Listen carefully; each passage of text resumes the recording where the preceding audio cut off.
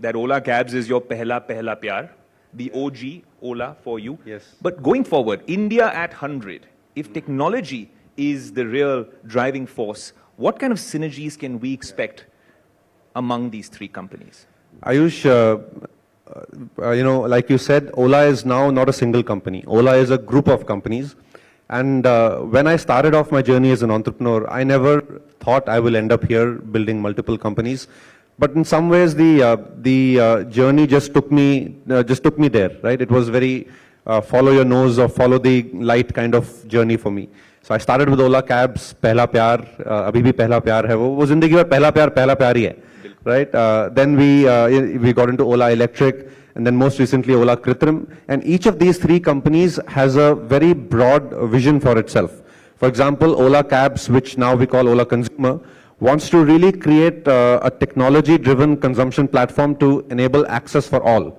We have partnered recently with ONDC. We're doing a lot of things on electric logistics, automation of warehousing, etc., etc. On Ola Electric, like I mentioned, the world's biggest challenge in our generation is to solve for climate change and solve for sustainability. But the world right now is solving for it by selling luxury cars to the West. That is a solution only for 1 billion people. The rest of the 7 billion people need a different solution. And India is a great microcosm for the rest of the 7 billion people. And that's what when we set out with Ola Electric, we said we'll build products relevant for India, two-wheelers, three-wheelers, small cars, and the core technology which will enable those products. And that's why once I said, actually, Tesla is for the West, Ola is for the rest. Right? But there's a lot of thought behind that simple statement. Okay, thank you. Okay, the products that companies like Tesla, etc., will build are for the 1 billion rich people. The larger opportunity is to build for the global south, build for India, and then expand to the global south. That's what Ola Electric is doing with our products, and now our gigafactory. We're the first gigafactory in India. Now with Kritrim, which is our most recent company, just December last year, 8 months old. The opportunity and ambition is to build India's AI tech stack. And for too long in India, we have used global technologies without realizing the implication of it. And I'll share some stats with the audience. If you look at the global tech industry in the last 20-25 years is a $30 trillion industry. And we in India have been big beneficiaries of it with the IT services boom. The IT services boom's market cap, 300 billion. 1% of the global tech industry. We have a long way to go. And we need to now dream to be the paradigm setters, not just the people doing the grunt work at the back end. So that's the vision with which we have started Kritrim, to really make India the global powerhouse. And India has actually a lot of strengths and a lot of risks in this journey. The risks are fairly obvious. We use global products. We all use WhatsApp. We all use social media driven by Western companies. All of our products in digital world are non-Indian. But the irony is we generate 20% of the world's data. 20% of the world's data, only about 10% of that is stored in India. So we generate the world's data, given that we are the largest population. Almost all of it is exported out of India. It's processed in global data centers into AI. What is AI? AI is just processed data. So it's processed in global data centers into AI, brought back into India and sold to us in dollars. Right? If you remove the AI here, this whole thing happened 200 years ago. Reverse colonialism. Yeah, exactly. Or colonialism. Right? So this is what is happening today. This is the, the cotton trade of East India Company into AI. The other ironies, we have the largest developer ecosystem in the world. We have the largest chip design ecosystem in the world. And Nivriti was here, she will attest to that. Like we say, every diamond comes through Surat. Similarly, every chip comes through India. But there is no Indian chip. Our digital ecosystem is full of ironies like this. That's what Kritrim aims to change by working with the ecosystem. I have to build on that. You've given us one viral moment already. But it's interesting you say that, because in the tech and auto community, we've been viewing everything you've been doing for the past couple of years, and it's fascinating. You gave us a very good phrase out there in terms of Teslas for the West and Olas for the rest. We'll build on that. I'm sure Saurav will grill you on the numbers as well. But what's fascinating, Bhavish, is there's a gentleman in the US named Elon Musk. He has an uncanny, peculiar style of dressing, a very cool way of addressing his audience, building a community, takes on big tech and social media. So can I safely say, if Elon is for the West, Bhavish is for all of us? You know, I am just myself. I'm much younger to him. He is somebody who we all look up to. But, you know, I don't know why he does the businesses I do. he should try something new for a change. Let's probe you a little bit on this big tech. Sorry, I'm serious about it. I started Kritrim before he started his AI venture. That's true. And of course, we prefer the kurta pajama any day to the leather jacket. You know, yeah, if Silicon Valley people can wear leather jackets and black polo t-shirts, why can't we wear a kurta, Absolutely. right? And have long hair. But, we've seen this part of you even on LinkedIn when you started this whole talking about woke and how it is this woke culture, your views against it. What keeps you ticking on this? You like to provoke big tech, don't you? You know, sort of, I am a person who is very, I stand for what I believe in, right? And my life's journey, whatever little it has been that. You know, I started as an entrepreneur, fought Uber, came up on top, then built Ola Electric when everybody was saying कि तुमको manufacturing नहीं आता है, तुम क्या करोगे manufacturing? And people were saying कि India में EV का कोई market नहीं है, and look at where we are now to Kritrim. So in a way, you know, if the founding principle of a business is right and if your intentions are right, you will find your way. And for me and for Ola, our focus is always to leverage this India moment. You know, we are at the best, most exciting time of our life, in my view, where India is growing. The future is going to be built by Indians. 20% of the world's growth is in India. A lot of the young people are in India. So India is only going to increasingly set the agenda in the world. Now, what's happening specifically on the woke thing you said, you know, that's very peculiar about big tech and digital techs especially, because digital tech is not just about tech. It's not just about economic productivity. It's also about a certain cultural appropriation of a civilization. And you see today, because we use global platforms like Facebook, like Snapchat, or like Instagram, their debates are increasingly our debates. Their pop culture is increasingly our pop culture. If you see, maybe this generation not as much, but the Gen Z, or the Gen Alpha, or whichever generation is going on these days. You know, they are watching the global debates more than the Westerners themselves. So, and this is, digital tech is about economic productivity, and it's also about, conserving and promoting your own culture. And culture is not anything political. It's how we live every day. And it's very important for us in India to build our own tech stack accordingly. Now, what happened in that woke thing was, if you go to LinkedIn, it'll force you to choose your pronouns now. If you don't choose your pronouns, it'll refer to you as a they, right? And this pronoun political debate is not an Indian debate. That's what you protested against. Yes, because our culture traditionally has had a very broad acceptance for all kinds of people. But we've not made it into a political activism of pronouns and wearing your identity as a political tool. But this is the Western debate which is coming into India through these platforms in a very innocuous way. And this is what I don't believe this is the right thing for India. And unless civil society stands up, because these are not things you can regulate. But Bhavish, I have to ask you that. And as someone who's part of the generation that is adopting that narrative, just to figure this out, because we work in the media content space, your comms team must have told you that's not the ideal thing to do. You might come off as tone deaf to a lot of people, but you still did it. So what was going on in your head when you actually put up that post and called this culture out, woke consciousness or woke culture? I forget what exactly I called. Woke illness or something. I have my own honest assessment of that particular political ideology. And it is not about being an inclusive culture. We run the country's largest all-women factory. You know, our Ola Electric's factory is 100% women run. 100% women. Thank you. And we didn't do it for earning DEI points. We didn't do it for earning an ESG score. We did it because we thought it's the right thing. That in India, you need to set examples where people can get inspired by the fact that, oh, women can run an automotive factory. It's not a knitting factory, or it's not a electronics light touch factory. It's a heavy automotive factory. And we there have now almost 5,000 girls who are running the show.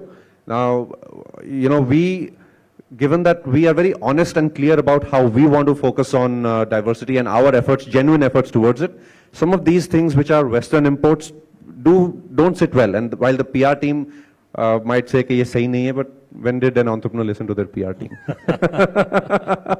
Bhavish, we'll carry on with the questions, but as you had said that you're open to taking questions even from the audience. I think my colleague Siddharth Zarabi wanted to ask you something even as we talk.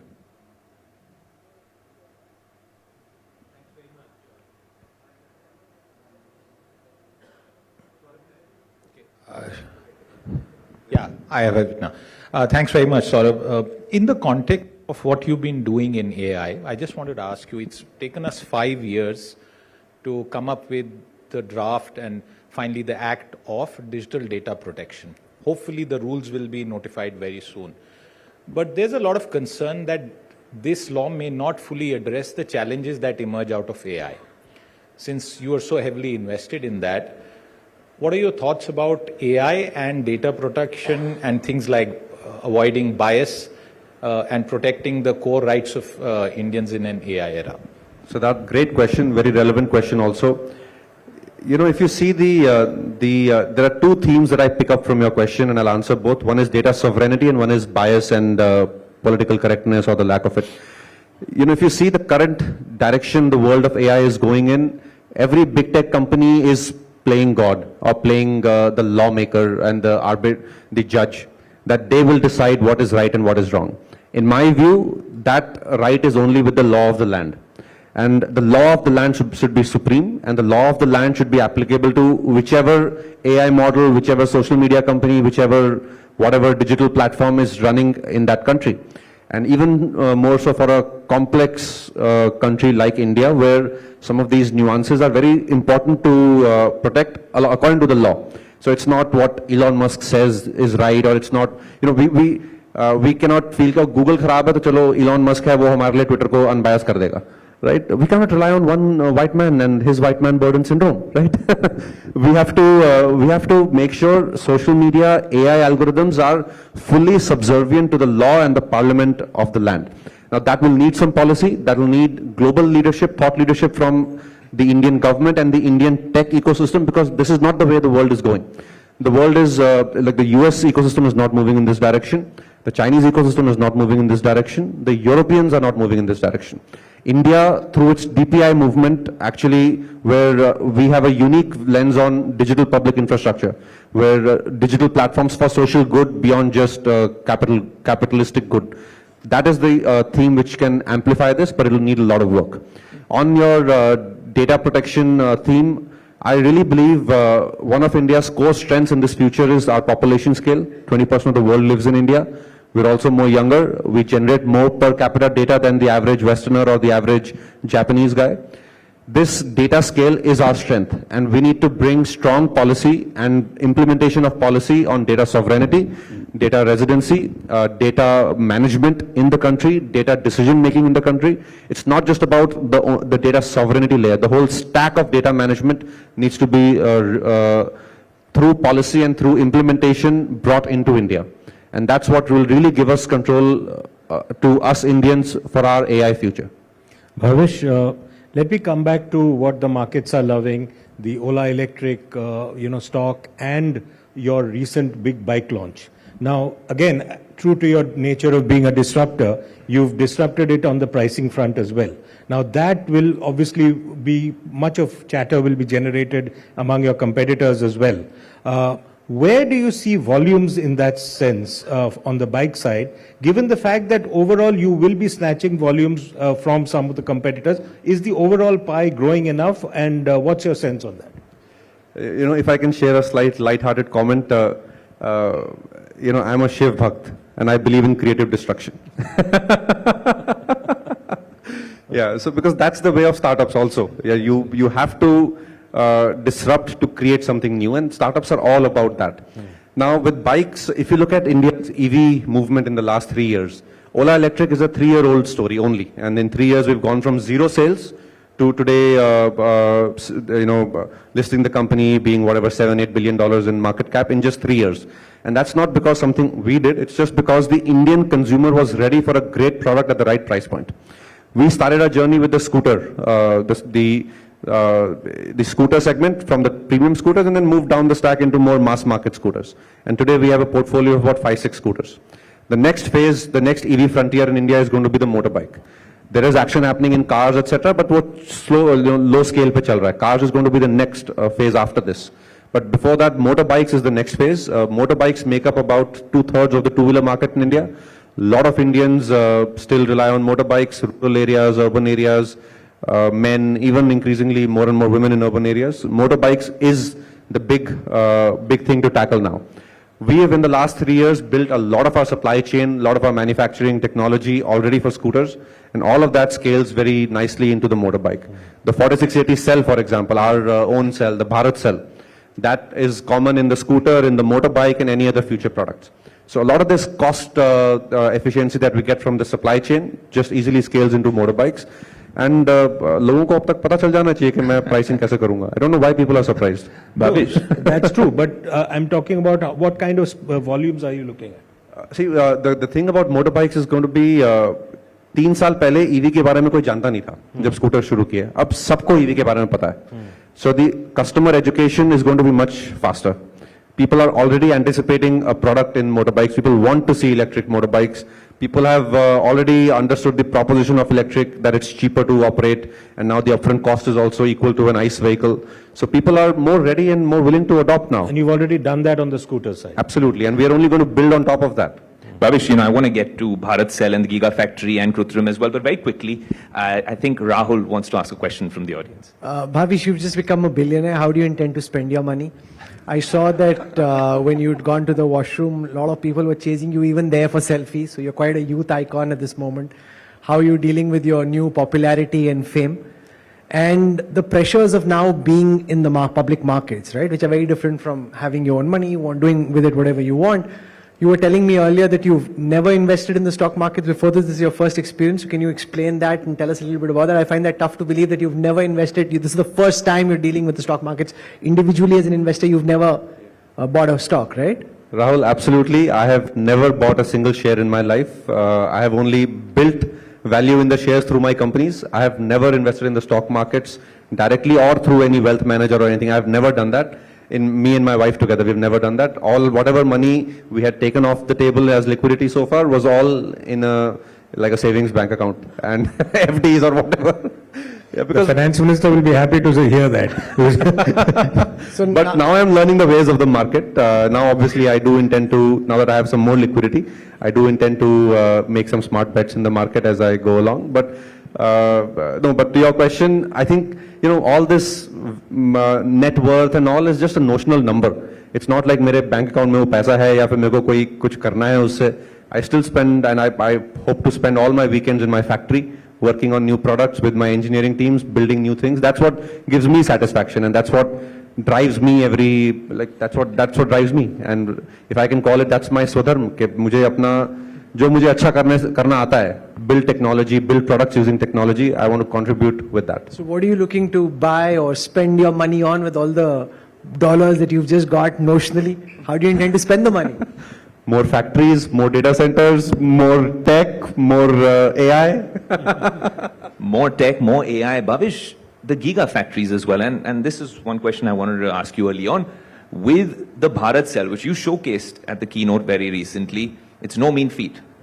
The nomenclature, the fact that it's being made in India, and it's something that the world hasn't seen before.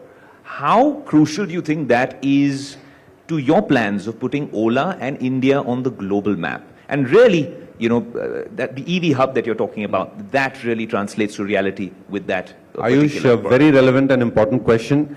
One of the big changes in our life is the energy paradigm is going from a petroleum paradigm, which was a mining and refining paradigm. You used to mine petroleum and refine it, or mine the oil, take out the oil and refine it, and then burn it. This was the energy paradigm of our last 100 years.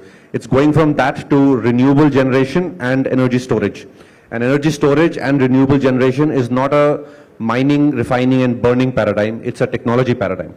And that's where India has an opportunity overall to really get into the cutting edge of this technology revolution. This, just like semiconductors is all about technology, it's not about silicon or the sand. Similarly, lithium is not about the commodity called lithium. It's about the way you build technology, the way you build chemistry, the way you build the physics around it, to really create products and sell technology which is cutting edge. So when we set up our cell effort 4 years back, when we started Ola Electric, that's when we set up our cell effort, we decided that we will build the frontier technology in cell. Not just the current, we will not license technology from China or elsewhere, we will not just use some old generation of technology, but we will build what 4 years ago we felt was the frontier tech, and that was the 4680 format. It's much bigger, more energy dense, much faster to charge, and then from here on we can go into solid state cells, etc., which are the holy grail of energy storage in modern world. And that's what we've done. We are now set up India's first gigafactory. For stats, for the audience, the world has about 2,000 gigawatt hour of production capacity. Almost 90% of that is in China in terms of cell production. India has 1.5 gigawatt hour, that is mine. I do hope to set up about 100 gigawatt hour through the course of this decade. Hopefully other people also set up more. So India, for its own energy transition in grid storage as well as automotive, will need about 1,000 gigawatt hour over by end of this decade or early next decade. And we should aim to build all of that in India and actually have more to sell to the world. One question linked to the 4680, Bhavish, as we wind up, is essentially how, since you are now going to start, all your new bikes will be coming, or scooters will be coming out with the 4680 from 2025, you said that. How much of a pricing difference again will that make, since you're now making your own battery? And also life after the FAME subsidy, just coupling that together. Both. See, on the cell is the costliest component of an EV. It's the heart of an EV. In the ICE era, the position that an engine, one would remember, just automotive company के पास engine होता था, उसकी गाड़ी अच्छी होती थी. Similarly, in the EV era, that's the cell. Because the cell defines the weight, it defines the range, it defines the charging speed. The charging speed is not a function of the charger, it's the function of the cell. So all these things of your vehicle depend on the cell. And the cell costs about 1/3 the cost of the vehicle, just the amount of cells that go in. And if we make our own, we will be able to make it about 25-30% cheaper. So all of that margin saved will go to my bottom line. And life after FAME subsidy, see, the FAME subsidy has anyways reduced significantly in the last 2 years, and the government has indicated a tapering off of it. We are very supportive because the industry has responded positively. Industry continues to grow as the FAME subsidy continues to come down. So in our view, another 2-3 years, industry will be able to stand without any FAME subsidy. You know, Saurav, we thought we'd start this session in a different way. And I thought we should say, Kursi ki peti baan lijiye. Because like Ola Electric says, Bhavish wants to end the ice age, pun intended, and he's gone a long way in doing that. But it's been a fascinating session, and honestly, more power to you. And the next time we do have this conversation, we hope that it's a much bigger Bharat cell we're talking about and a much bigger gigafactory as well. And the investors are watching, of course. Thank you, both of you, Saurav and Ayush. Wonderful speaking with you. Thank you for having me. Big hand for Bhavish Aggarwal. Thank you so much, Bhavish, for that electrifying conversation. Thank you to both Ayush and Saurav. Let me now request to please have Alok Nair on stage, the CEO of Business Today, to please present a token of appreciation to Bhavish Aggarwal. Huge round of applause, ladies and gentlemen.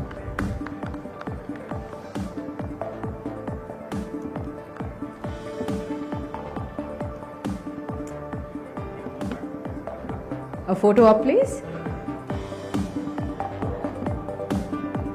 Thank you so much. Big hand, ladies and gentlemen.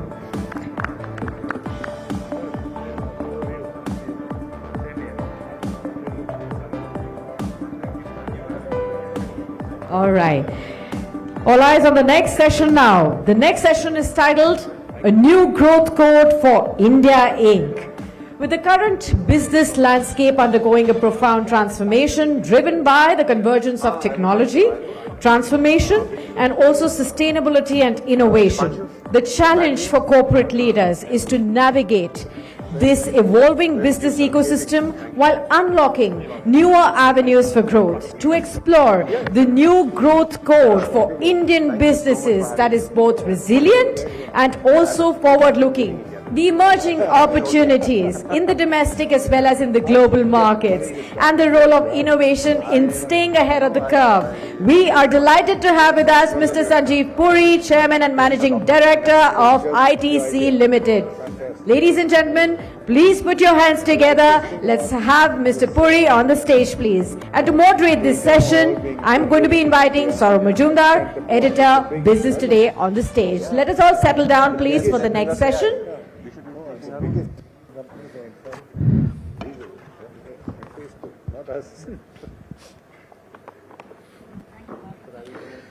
So Mr. Puri is now going to get tired of me since we've interviewed you many times. I have done this now for 2-3 times in succession. But there's so much to talk about, Mr. Puri, and not just about ITC or CII, but about the India aspiration, which is actually the point of discussion this evening. India at 100, India 2047 is essentially the subject matter of our evening here. But let's start with something which is more recent, the Union Budget. Now, the budget is seen as having laid the foundation for some things which can be then taken forward over the next few years. What is your sense from an industry perch of how the budget has managed to do this, and what are the things you think the budget helps building on? So, if you look at what's happening in India today, first of all, let me say always a pleasure to be engaging with you. Yeah. It is very well, I think, addressed what I call the trinity of priorities in India. So we do need inclusive growth. We need to invest for that. I think that's very much visible. 2 is we need to address the issue of the climate emergency.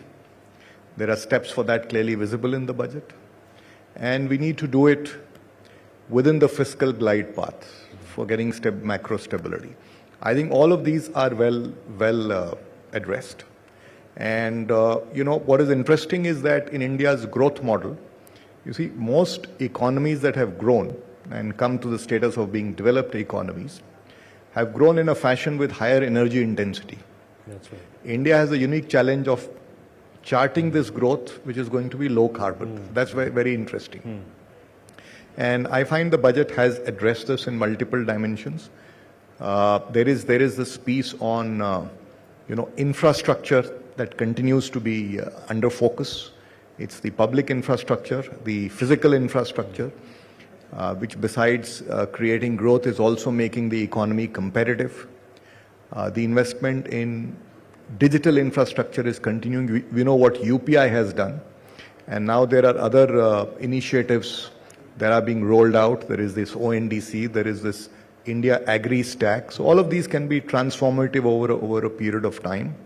I think a lot of focus this time on training and this whole issue of employment and employability. A lot of focus on the rural and the agriculture economy. So many positives in the economy, in the budget we've seen. And it's really, I think, it's like building on the path that was set in earlier budgets and building on the path, taking the next steps so that the growth is sustained and we subsequently, take it to the next level of growth. So the subject of this particular discussion between us, Mr. Puri, is a new growth code for India Inc. Now, you represent one of the country's foremost corporations, a company which is truly one of India's first true multinationals in that sense. What do you think Indian industry needs to really do in terms of becoming truly powering that Indian global ambition of, by 2047, where we will be as a developed nation, the Viksit Bharat dream? How do you think corporate India can truly power this? Because so far, even the economic survey mentions that the private sector really needs to come forward and participate in that entire endeavor. Okay, as I mentioned earlier, the economy is doing well today. And it is doing well, I think, on one hand, very clearly on account of good, purposeful policy interventions.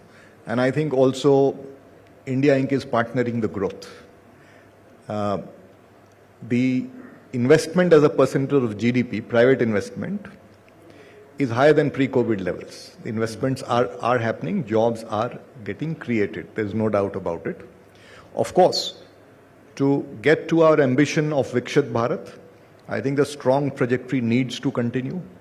The trajectory on livelihood creation needs to get stronger. So these are areas where enterprises as large economic organs of society needs to partner the government in doing so, and and Indian industry is very much vibrant and keen to be a partner. So what is it that Indian industry needs to do? What we are looking for, the path of the growth has to be, as I said earlier, inclusive and sustainable, and that's the kind of model that India Inc. has to look at itself. And the growth has to be aggressive. It has to be a very high level of growth, similar growth rates sustained up to 2047, which is not easy. It's there. So it requires all components of the economy: agriculture, services, manufacturing, large enterprises, small enterprises. I think all of them have to fire. And equally, we not only need to develop capacity to serve Indian markets, but we need to be a bigger player in global markets. We're just 1.8% of global trade. So we need to. So therefore, if we are to achieve this, what is it that India Inc. needs to do? So let me just talk about 3 or 4 quick points quickly. One is, I think it's important for inclusive growth and sustainable growth that this whole idea of stakeholder value is taken as part of the DNA of an organization, is taken as part of the core of corporate strategy. It has to sharply move away from mere simplistic shareholder value. And the strategy has to simultaneously create, and this is something in ITC we've practiced for 2.5 decades, not only economic value, but social capital and environmental capital. And there is no contradiction. As an enterprise, we've become carbon positive, water positive, solid waste recycling positive. And I think we have happy shareholders also. It's not that one has been, compromised for the other. It's not there. So that, I think, element has to find itself. And when we are talking about this whole strategy, we are also saying, in ITC actually we call it responsible competitiveness. And competitiveness at a very extreme level is required. And for that, very clearly, a lot more needs to be done in IP generation, in R&D, because IP and R&D is what will win the future. That is where you can create brands, and brands are what will give you surpluses to share with all stakeholders and to reinvest. So I think dialing up investments in R&D and IP creation, either build it yourself, acquire it, or partner, I think that's very important. The second is extreme competitiveness. And typically we talk of competitiveness at the enterprise level. That's about technology, your systems, your training of people. But I think what is very important is that you are as competitive as your ecosystem, or as less competitive as the weakest link in your ecosystem. So large corporates have to, develop a large and vibrant ecosystem. And there are great examples like the auto industry. It's a great example. And once you develop a large and vibrant ecosystem, you are developing MSMEs. MSMEs not only for yourself, but you are also creating a vibrant MSME sector in the economy. That's a powerhouse of job creation for partnering export trades and so on and so forth. In ITC, we work, for example, with 6,000 MSMEs and different ways of supporting them depending on the needs. And the third, I think, very important for us is to look at the amount of value addition in the economy. We have to, if we continue to import everything and assemble, we are not going to create a lot of value in the economy. Of course, it's a journey, and I'm happy to see in sectors like auto, it has progressed. There are many more sectors, there's an opportunity. We in ITC do it very consciously, and today over 90% of our value addition actually is in the Indian economy, because we develop our ecosystem. And that has an advantage today in today's world, because my supply chains, value chains become resilient, especially in the disturbed geopolitical situation today. I think these would be, in my mind, 3 or 4 very important things that India Inc. needs to incorporate. And if I was to summarize it, it's really about responsible competitiveness. It's about globalization. These elements would give you opportunity to grow. And the last is about partnerships, because the problems of tomorrow or even today cannot be solved in isolation. You will have to partner society, governments, other technology providers and create the solution. Very important 3 or 4 points you mentioned, Mr. Puri. I want to ask you first about this whole point of extreme competitiveness, which you mentioned. In not very long ago, a few years ago, the Indian industry, big Indian companies used to be very, very active in acquisitions overseas. Then there was a lull. Some of these acquisitions were then questioned, and some companies also fell by the wayside. Today you have, again, in a sense, a kind of a resurgence. We've just seen, Mr. Sunil Mittal acquiring a stake in a UK, in BT. And that was, in a sense, coming back of a large company, a large conglomerate coming back and acquiring a stake overseas. Where do you see this whole acquisitive hunger of India Inc. going forward and powering this growth? Because you mentioned global. Yeah. So it's a very, very, very good question. So I think being part of or increasing our participation in global trade means that we have to participate in global value chains. 70% of global trade is global value chains. Now this can be done through acquisitions.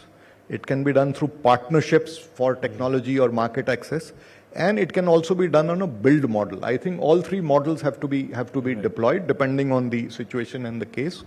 And I think today, given the developments that have happened in the Indian corporate sector, and with the macros being good in India and better balance sheets, better access to funding, all of that, and Indian Inc. is also far more competitive and far more advanced than they were earlier.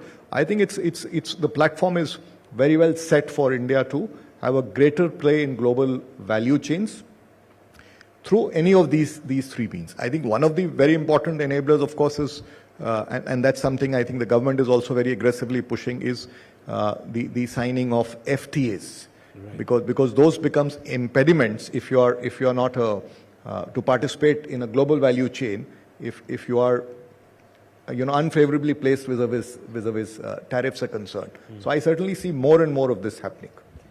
The other point you mentioned, Mr. Puri, is that of value addition. How much of value addition is really happening within the country? I am now, tempted to ask you, therefore, about the PLI scheme. Now, in the PLI scheme, there are certain sectors which have seen a lot of activity, for instance, mobile telephones, etc. But it's not really percolated to many other sectors. Would you like a broader review of the PLI scheme from the government side, with more and more job creating and value adding sectors added, for instance? Yeah, I think the PLI at an overall level, I think, has worked well. You're seeing investments, you're seeing jobs. Electronics is a great example. I think we certainly need to use that platform now to take it to the next level of greater value addition in the economy.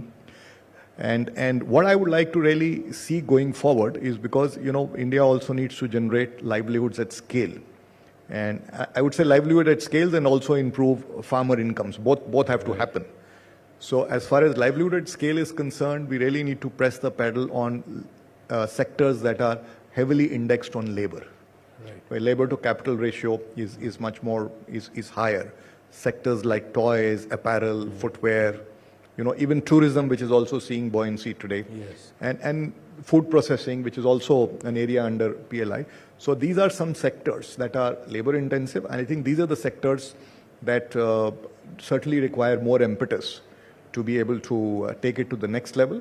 And I think from a policy perspective, there are also certain enablers from the next set of next generation reforms, the factor reforms.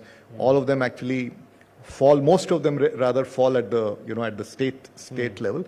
I think some of these are also going to improve the competitiveness of the economy, and therefore some of these sectors will also get impetus through some of these factor reforms besides the PLI schemes. In a conversation with you, Mr. Puri, we cannot help but ask about consumption, which is the sort of pet problem which India has faced for some time now. Of late, rural consumption has seen an uptick. and FMCG companies like yours has also have observed it. What is your sense? And IMF has also made a comment on consumption coming back in India. What is your sense about where consumption is headed? Do you see this as a sort of sustainable increase, or do you think there's still time to wait and watch? Okay, let me start by saying, you know, in the context of the challenges on consumption the world is facing, and even the region is facing, and I have had occasion to look at data on consumption in some, you know, markets that are proximal. Now, in many cases, it's under much severe stress. There is a shrinkage now trying to get back to pre-COVID levels. Compared to that, we are today debating the quantum of growth. True. So we are far ahead. And I think that we are on the right trajectory because investment is happening in the economy, jobs are getting created, and it's setting in place that virtuous cycle. And over passage of time, as the cumulative effect of all these comes, I think consumption is bound to pick up. The other factor to remember is that one of the reasons why rural has been impacted is that the weather has been very unkind, and rural economy is heavily indexed to the weather. Now we are seeing a favorable situation as far as weather is concerned for this crop, and hopefully, you know, we will see better situation going forward, and all these augurs well for consumption. So we are seeing an improved trajectory, but I think some of these factors will make it better. What I, however, want to say is that, you know, to build resilience what is important is one is of course what we are seeing now. How do we really build resilience in the rural economy and create a thriving rural economy that will actually have a more sustained trajectory and a far more robust trajectory on consumption? I think we need to address this issue of building resilience in agriculture, because extreme weather events are here to stay. Weathers will keep on fluctuating, and there are experiments done, and I can tell you that, not experiments, actually large-scale deployment being done. We have in ITC what is called the Climate Smart Agriculture Program, started several years back. Now 70% of the districts which we started earlier are in high resilience and high yield, where GHG emissions have reduced up to 60%, and farmer incomes have improved from 60 to 90%. And what exactly does that segment do? Well, it's a package of practices, agronomic practices, the right varietals, and so on and so forth. So you're saying that if you do that, if companies look at such smart agricultural projects, it can make a difference. It can make a difference. And the second thing I think is required for the rural economy, because we have large numbers there. There has to be income diversification also. So one of the things is also to press the pedal as far as skilling is concerned or social infrastructure is concerned on rural India. And given the better physical and digital connectivity, I think I think the time is now right to visualize certain integrated rural development hubs around a cluster of villages. You know, when somebody in the village has to come to a town to access services, whether it's education, skilling or health, is expensive. He has to stay there. If it's a hub, you know, he can, for example, travel during the day, go back in the evening. So we need to create some models like that will empower the rural economy, maybe also educate them on entrepreneurship. So micro enterprise can also thrive. And if you look at farming, for example, you know, it's an area where a lot of technology is coming in. A lot of agri-tech solutions are there. And government is also promoting drones, for example. We have this Drone Didi program. But there are many such solutions available, and each farmer cannot afford it. So can we visualize micro enterprises which will have farming as a service? So some of those, you know, models have to come in to create a thriving rural economy. You mentioned, before we wind up this discussion, Mr. Puri, you mentioned extreme weather events. Of course, that's a critical area. And earlier in the evening, we had a discussion on climate change and, you know, the entire green transition. What do you see as the critical challenge in India achieving this? Because you are CII as well as ITC is deeply entrenched in studies of this sort. So what are the critical challenges? Because there are huge challenges both in terms of funding and real challenges on the ground. Absolutely. I think, first of all, let me say that today there are fair bit of economically viable solutions. And first of all, there is a great opportunity for us to implement at scale some of those viable solutions, embrace it. Of course, there is this piece that there are areas where viable solutions are not there, carbon capture, storage, and so on and so forth, hard to abate sectors. So industry needs to develop those solutions, sometimes in partnership with the government, sometimes on their own. And the third piece that we need to look at is really the piece on adaptation. Because extreme weather events will multiply. The world is going to get hotter before it gets cool. Cooling will be several decades away. So how are you going to thrive in a world that has more floods, more cyclones, more droughts? Like I spoke about agriculture resilience, we need to look at resilience of urban infrastructure. Weather rains are changing. We see what happens in Delhi. So how do we deal with adaptation? And there are solutions for that. I think that's a pressing need at the moment. How are we going to create water security? We heard Bangalore was in the limelight. Delhi also has its share of challenges. And again, there are solutions. This Gaud river region near Mumbai, it's near Pune actually. Several years back, it had a negative water balance. And I'm sharing this from our own experience. We worked with stakeholders for 5 years.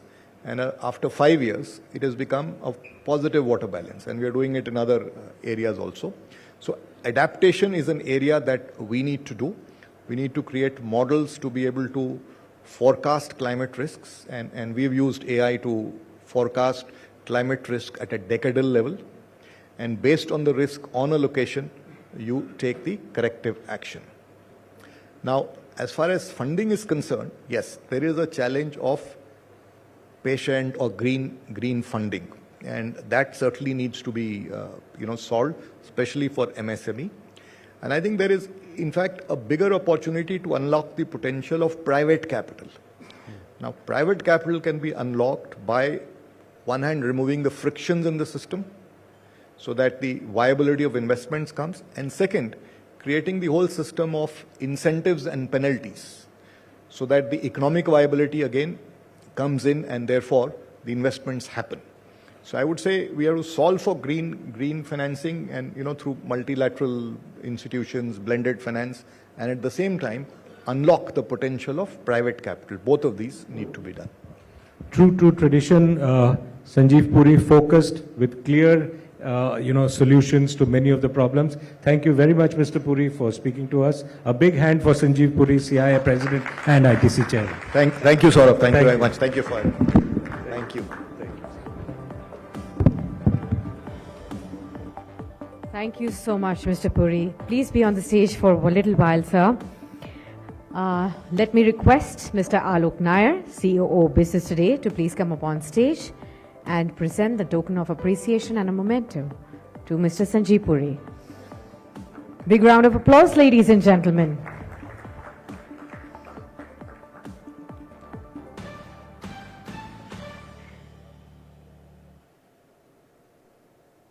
Thank you so much, Mr. Puri, and thank you so much, Saurabh. Thank you so much, Mr. Alok Nair.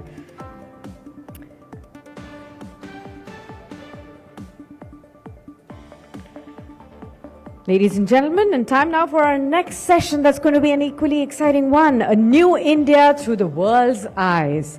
As India continues to make significant strides on the global stage, understanding its evolving role in the world economy becomes increasingly important. For this session, we are honored to have amongst us Dr. Krishnamurthy Subramanian, Executive Director, International Monetary Fund, who will be providing a comprehensive overview of India's evolving role in the global economy. We will explore how India's economic strategies are perceived on the international stage and discuss the opportunities and challenges that lie ahead as India aspires to become a leading global economic powerhouse. His insights will also be invaluable for understanding how India can leverage its strengths to achieve a sustainable and inclusive growth. Let us put our hands together to welcome on stage Dr. Krishnamurthy Subramanian, Executive Director, International Monetary Fund. And we are going to be having a presentation, and also we are going to be having a session with Saurabh Majumdar as well. So let's welcome Dr. Krishnamurthy Subramanian. Huge round of applause, ladies and gentlemen.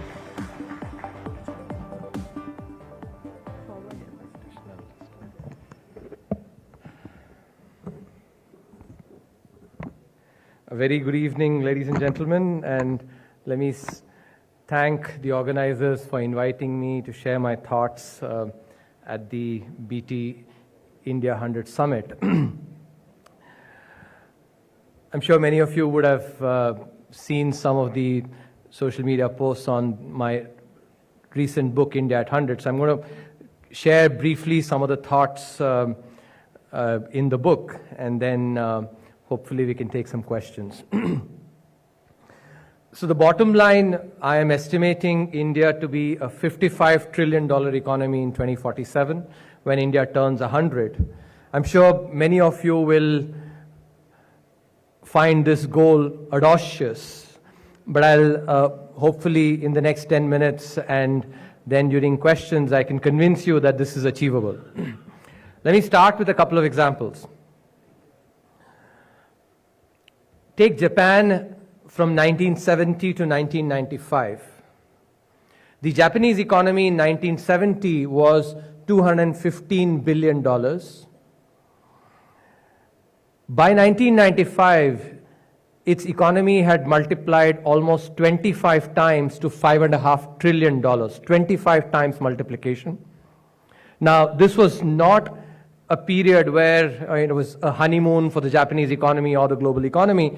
I'm sure many of us recall that the 70s were a period of war, the Vietnam War. There was also the oil shock and the hyperinflation that happened, the Volcker phenomenon, very high double-digit interest rates in the US, all of which had an impact on global demand as well. So the Japanese economy was able to grow 25 times during this period despite the challenges that inevitably came. Secondly, if we take the Chinese economy, from 1996 to 2021, another 25-year period, the Chinese economy grew 22 times. Our economy in 2023 was about $3.3 trillion. And so I'm projecting a much lower increase in the size of the Indian economy, about 15 times to 55 trillion. But let me take you through the economics that underlies why I think this is, a prediction that is indeed achievable. If you look at Japan from 1970 to 1995, that period, the Japanese yen appreciated almost 4 times, from 350 yen to the dollar in 1970 to 85 yen to the dollar. Now, I am not projecting anywhere close to an appreciation of the currency, certainly not 4 times appreciation of the rupee. What I am estimating, and if you get a chance to take a look at the book, as is my training, I have provided data and economic logic to back every estimation that I have, whether it is the growth that can happen in real terms, whether it is the depreciation of the currency, all of that is backed with data and evidence. After all, as a researcher, I've been trained in the Sherlock Holmes philosophy to never theorize before you have the data. So let me explain to you the economics behind this prediction. If we can grow at real terms, in real terms at 8% from here on, and I'll spend some time explaining to you why I think that is a growth target that is ambitious, but it is achievable. If you look at the rate of inflation that has prevailed in India from 2016 onwards, and when we celebrate the centennial year, when we will write India's economic history, 2016 will be a very important year, because that was the year India implemented its inflation targeting regime. Pre-2016, India's inflation was about 7.5%. Since 2016, up until March 2024 data, the average inflation has been precisely 5%. In other words, there has been a decline in inflation from 7.5% to 5%. And that is why I am going to take the estimate of inflation into the future as 5%. As you all know, the inflation targeting regime requires the central bank to target inflation at 4% plus minus 2%. In other words, in this band between 2% to 6%. So not only is 5% in the in the higher number, It is also the case that the historical average inflation from 2016, when the inflation targeting regime was implemented, inflation has been 5%. So it's a very reasonable estimate, therefore, that the inflation going forward will be, will be 5%.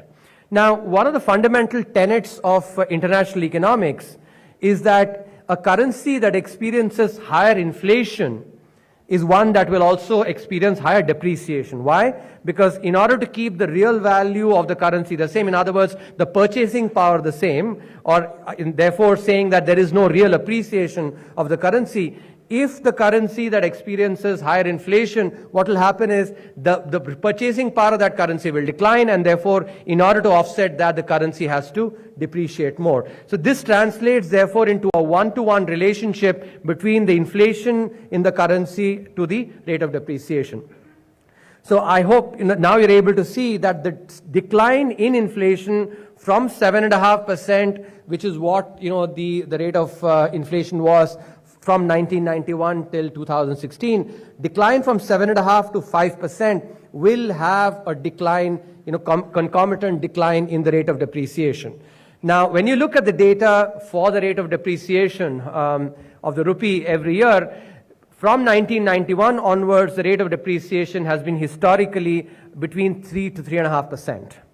Now, this was a period where, as I said, the inflation had been 7.5%. US inflation was 2%. So the difference between the two inflations was 5.5%. But there was real appreciation of the currency at about 1.5%. But that was drowned by the higher, the difference in inflation, leading to depreciation of 3 to 3.5%. Now, ceteris paribus, keep everything else the same. Just take into account the fact that India's inflation has declined from 7.5% to 5%.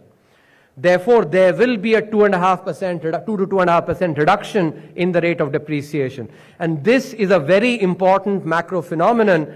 If you look at earlier projections, by Ernst & Young or Goldman Sachs, they have not taken that into account. The fact that a lower rate of inflation will mean a lower rate of depreciation of the currency. If, in fact, their projections, and I've tried to back calculate that, assumes the rate of depreciation of the rupee to be the same as has been in the past. So compared to 3 to 3.5% depreciation that has prevailed, a reduction in inflation by 2.5% will mean substantially lower rate of depreciation. As I said, I am not projecting the rupee to appreciate. That can happen. It can happen because the US rate of inflation actually may be higher than 2%. I've assumed it to be 2% because the fiscal situation is far different from what it has been in the past. Not just that, there could be other tailwinds and maybe potentially headwinds also that could come in. So I'm not projecting, any real appreciation of the currency, but a significantly lower rate of depreciation instead of 3.5% at 1%. So now let's do let's do some number crunching mentally. I know this is the end of the day, but if I can be excited about this, having spoken about it a few times, I'm sure I can see some excitement with all of you as well. So let's do this number crunching. Be with me. 8% in real terms, 5% inflation. 8 plus 5 is 13% in nominal rupee terms, right? Now, when I have to estimate the rate of growth in dollars, I have to subtract the rate of depreciation. Why? Because depreciation reduces the value in dollar terms when compared to rupees. So let's subtract the 1% rate of depreciation. As I explained in the book, I'm actually projecting the rate of depreciation to be 0.5%, but here in the calculations, I'm being, a little bit more conservative so that I can work with round numbers. So 13% minus 1% is 12% in dollar terms. In other words, this is nominal dollars, by the way. This is not real dollars. Nominal dollars, 12%. I'm sure, this audience is actually intelligent enough, expert enough to know the rule of 72. I'm sure you've actually, done your calculations and doubled your money many times. So the rule of 72 basically tells you how many years it takes to double your money. Let's apply the same thing. 12% growth in dollar terms, rule of 72 means that GDP will double every 6 years, From 2023 to 2047 is a 24-year period. So if GDP doubles every 6 years, there are 4 doublings. And now, as I said, GDP in 2023 was slightly less than 3.3. Let's take it to be 3.25. So from 3.25 to 6.5, that's the first doubling. 6.5 to 13 is the second doubling. 13 to 26 is the third doubling. And 26 to 52 is the fourth doubling, which is close to the 55 trillion number that I've precisely estimated in the book. Now you can see if there are only 3 doublings, which is what will happen if I change the math a little bit, especially assume the rate of depreciation to be, 3.5%, then you are basically getting growth in dollar terms at 9%. At 9% dollar growth, your GDP doubles every 8 years, in which case over a 24-year period, you only get 3 doublings, which takes you to 26. So as you can see that one of the crucial, this is in some sense the power of compounding. What the Japanese economy, what the Chinese economy enjoyed was this power of compounding. And if we can grow at 8% as well with 5% inflation, we will enjoy that power of compounding as well with the lower rate of depreciation. And over a 20-25 year period, fundamentals have to show up in the economy. And I've tested this, by the way, over various periods. In the book, I've shown tests over various 25-year periods, but I've tested it for past 20-year periods. I've tested it for 15-year periods and 10-year periods. And interestingly, what I find is that this framework does not work very well for 10-year periods. In other words, when the horizon is shorter, it doesn't show up as well. But over 15-year, 20 years, and 25-year periods, it works very well. The actual predicted depreciation and the actual depreciation are very close to each other. And that gives me, therefore, the confidence that what I'm estimating, for the future is credible. So let me just spend just a couple of minutes on the important, goal or the important ambition of 8% growth. Now, while writing the book, I spent a lot of time thinking about, can India indeed grow at 8% for 2.5 decades, 23 years? That's a question that will come to everybody's mind, and I spent a lot of time contemplating on that, reading a lot as well. And one of the important takeaways for me, which is what actually I have shared, in the book with you all, is that many times when we try to think about about economies, we subconsciously or consciously have growth patterns in advanced economies at the back of our mind, because a lot of economics that we've learned is from basically growth patterns in the advanced economies. And here it is critical to understand that when it comes to the advanced economies, their growth over the last half a century or so has primarily come from productivity growth in the formal sector firms. Why? Because when you think about growth, growth is basically just a function of 2 things: the rate of investment in the economy and the productivity. Or productivity is basically what is the return you're making on that investment. Now, these advanced economies have done their investment. They've built their bridges, their airports, their ports, all the stuff. So the investment is almost saturated. As a result, the growth has come primarily from productivity improvements because of, the economy has been almost formalized. And this productivity growth itself has come from shocks to productivity, which is, if you take, for instance, the late 90s, it was the internet that actually generated that productivity shock, increased productivity. Later in the 2000s, it was the outsourcing phenomenon, outsourcing manufacturing to China, services to India, that provided the next productivity shock. And now, in the advanced economies, people are talking about generative AI as providing that productivity shock. In other words, what I'm summarizing here is that in the advanced economies, it is productivity shocks that have actually led to increases in productivity, thereby growth in these economies. But that is where the Indian growth pattern will be different from the advanced economies, because for one, we have still a very large informal sector. Estimates vary, but anywhere between half to 2/3, or even some estimates put it about 3/4 of the economy is still informal. And I'm sure, this audience does not need me to convince that productivity in the formal sector is significantly higher than productivity in the informal sector. So one of the key drivers of productivity growth will be the formalization itself, which itself has, that has already started happening through the public digital infrastructure that we have, and related, whether it's the, OCEN or the, ONDC, all these that are actually being created, these are all will really help bring formalization in the economy. That's the first driver. The second driver, and this is, so the first driver basically was not there for a advanced economy. This is something that is very peculiar, to economies like India, China, etc. Second, if you look at even within the formal sector, firms in the formal sector, Indian firms in the formal sector are much less productive compared to their global peers. And this is something, which this audience actually will hopefully think about and, and work on. Estimates again vary here. Some firms are actually about, let's say, 1/3 as productive. Some are maybe 1/4 as productive. But that also provides a large runway for productivity growth and catch up with the global peers. And here again, the momentum that we have on two things, which is innovation and entrepreneurship, are really critical. I want to just give you a little bit of, data on this so that you can see that, all of this I'm sort of estimating in a very credible way. If you take entrepreneurship, new firm creation using the World Bank data from 2004 to 2014 was 3.2%.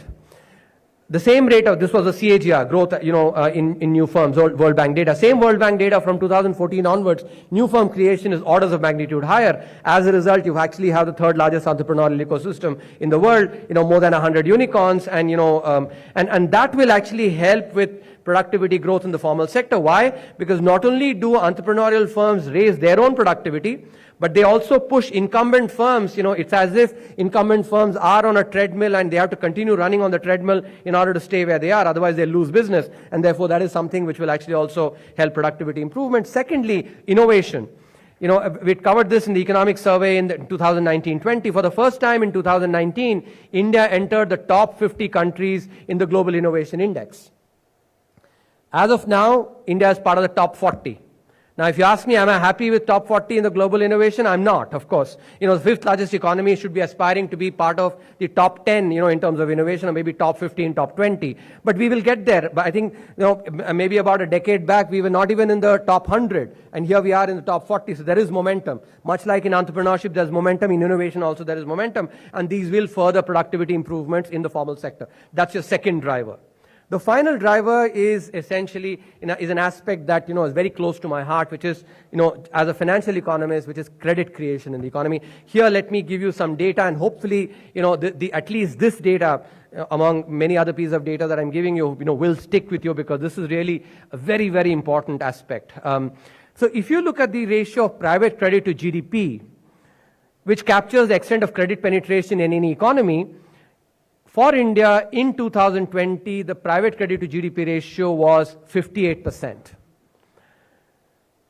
6 decades back, in 1960, the world average for private credit to GDP ratio was 60%. Just reflect on that for a minute, that we are 6 decades behind in credit penetration, at 58% in 2020, when the global average for private credit to GDP ratio in 1960 was 60%. And even this does not capture the full phenomenon, because if you open the hood, you'll see that SME credit has not grown much, except during the COVID period due to the ECGLS scheme. And large sections of our population, particularly in Eastern India, Northeastern India, etc., actually credit creation is very, very low. Now, many look for challenges in opportunities. I have the tendency to look for opportunities in every challenge. And therefore, to me, credit creation is actually an opportunity, especially, again, and in a credible way. If you think about it, we have put in place, our banks have cleaned up, been cleaned up well. But the corporate sector also actually has been, has deleveraged, and the formalization, the public digital infrastructure that we've created is a tool that can really be used for, widespread credit growth, and therefore the runway for credit creation is substantial. That's your third driver. Together, these, if you look at, if you look at our average growth over the last 30 years from 1991 onwards, despite whatever, improvements that we've not yet had on human capital, despite our judicial system, despite the, whatever we have on, improvements we have to make on the bureaucracy, we've still been able to register 7% growth. So with these drivers, which actually we can tap into, we can grow at 8%. Not just that, and these are some of the, in my opinion, the lower hanging fruits, but there are fruits at at levels that are actually slightly above the low-hanging level as well, which is, if you take, for instance, human capital, you have, the investments in healthcare, education that can actually further human capital significantly, digital capital, there's significant growth that can happen.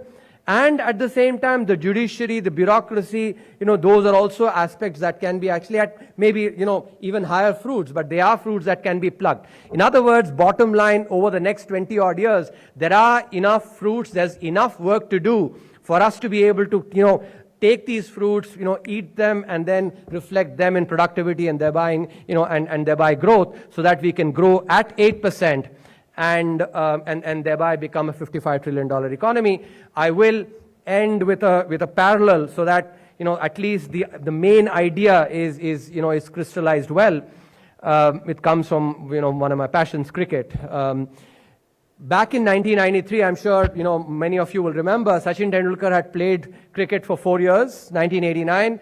All of us remember him facing bravely to that trio of Wasim Akram, Waqar Yunus and Imran Khan, that bloodied nose, and then his first 100 at Edgbaston, and then he goes to Perth and hits that 100 that even today people rave about. 4 years of performance, that then makes Sunil Gavaskar assess his potential, saying what can he do when he ends his career. He says at that time, and I remember this statement is actually stuck in my memory, says, if Sachin Tendulkar, by the time he's finished his career, has not scored at least 12,000 international runs and 40 international hundreds, I'll personally go and strangle him. Of course, this was a paternalistic statement that actually captured the potential. Now, did Sunil Gavaskar make that assessment of the potential in 1988 when Sachin had never played Test match cricket? No. After seeing 4 years of performance, it actually assessed his potential. I have no claim to be the Sunil Gavaskar of anything, but the Indian economy has demonstrated performance over, the last 3 decades, especially the last 10 years. Based on that, I can assess, therefore, the potential of the economy. But there's an even more important lesson in this Sachin Tendulkar example that I've given you, which is that just because Sunil Gavaskar thought that this is his potential, that did not lead him to actually, eventual performance of 100 international hundreds and 15,000 international runs. It was the hard work he did.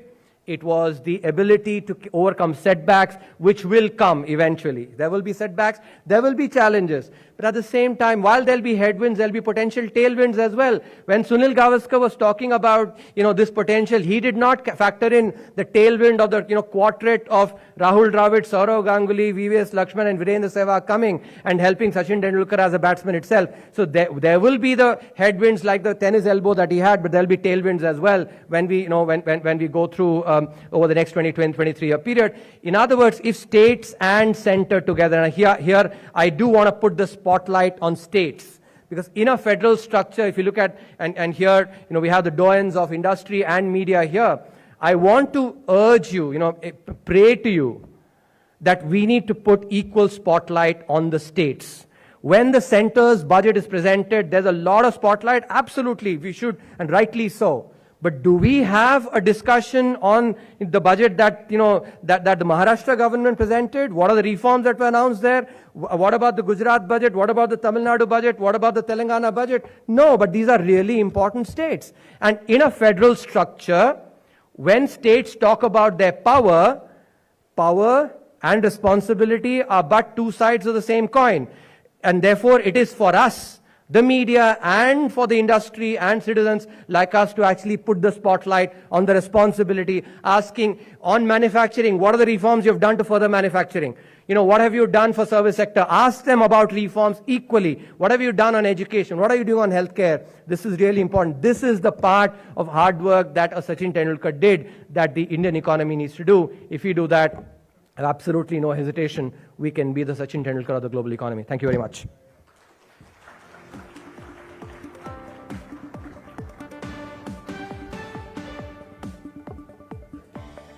Thank you so much, Dr. Subramanian. And now let me invite on stage Mr. Saurabh Majumdar, Editor, Business Today, for a panel discussion and a session that he will be moderating with Dr. Subramanian.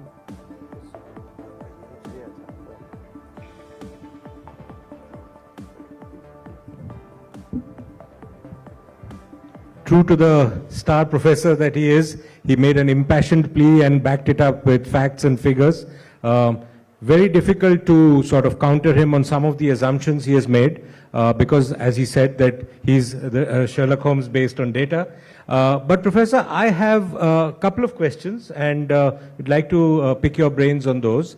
One, of course, is the World Bank has recently talked about, and I'm sure you're already smiling, so you know that this has been asked of you, I'm sure, has talked about a middle income trap and how it may take as much as 75 years for India to move up the income chain. Now, what if India is indeed poised, like you said, to be the Sachin Tendulkar of the global economy, what is the World Bank missing? First of all, thank you very much. So there is a chapter specifically, in the book, which is titled, "Is the Middle Income Trap Destiny? ? No! ! The reason it is important is that whenever one talks about a country, growing from low income to middle income to up, higher income, upper income status, the question about the middle income track inevitably arises. And, I've provided a lot of data. I think it's important to understand a few things. First, the definition of the middle income trap itself is so large that if your trap is, let's say this entire room is a trap, all of us are trapped in this room, right? But if the trap is small enough, then there's a possibility of us escaping the trap. By keeping the definition, I'm using rough numbers here, but I think about from $3,000 per capita to about $12,000, $12,500. So even if, let's say, a country doubles its GDP per capita, not just doubles, but maybe 4 times from 3,000 to 12,000, is still stuck in that middle income trap. So I think that's point number one. Second point that needs to be understood here is that if you look at, again, the data, what is called transition matrix from low income to middle income, and then middle income to high income, etc. Look at 2000, look at 2015 as well. What are the percentage of countries that are migrating? About half of the countries actually did migrate, out of the middle income trap, and I think that's point number 2. The third point, which is equally important to keep in mind, is that if you look at the growth rates of middle income countries, and the middle income trap arises from this notion that middle income countries will have growth that is actually lower than both the high income countries and the low income countries. But when you go and check the data from 2000 to 2020, if I remember exactly, right, but it's there in the book, except for 3 years. During this period, every other year, the middle income countries actually had higher growth than both these. So the fundamental premise that leads to this, claim of a middle income trap, I've given you 3 pieces of evidence, all of which basically question the idea of the middle income trap. Lastly, and let me acknowledge that if you look at Latin American countries, you look at South Africa, they have actually been stuck in a middle income trap. So it's neither is, for instance, some of the commentary that is given in India. There are people, some of them former finance ministers, will say that India becoming the 3rd largest economy or India becoming a $5 trillion economy is all inevitable. That is not right either, because growth is not inevitable. You have to implement good policies to be able to grow. And I think the examples of countries that have been caught in a middle income trap is actually evidence of that. But there's good research in economics which shows both necessary and sufficient conditions for a country to be able to escape the middle income trap, and that's an aspect that I've covered in great detail. The first thing is, and there's a lot of research in this, manufacturing, is a really critical element of being able to, there's research now, very good research by Danny Roderick at Harvard University and others. Danny Roderick, for instance, has a paper, in economics, there is this concept of what is called, unconditional convergence, which is, unconditional convergence is basically what is a claim that is made by these commentators saying, oh, it is actually anyway, we'll converge. But the data shows very clearly that there is no unconditional convergence. What you get is actually conditional convergence. In other words, that if countries implement some correct mix of policies, then they actually are able to converge. And manufacturing sector growth is a really critical part of this, which Danny Roderick shows in a paper. At the same time, there are also other conditions, which is one of which is essentially productivity growth. And in that, in the preface to the book, and also in the first chapter, I cover this. If you use the Penn World Tables data, which economists across the world use to try and understand growth drivers, from 2002 to 2013, the rate of productivity growth of the Indian economy was 1.3% per annum.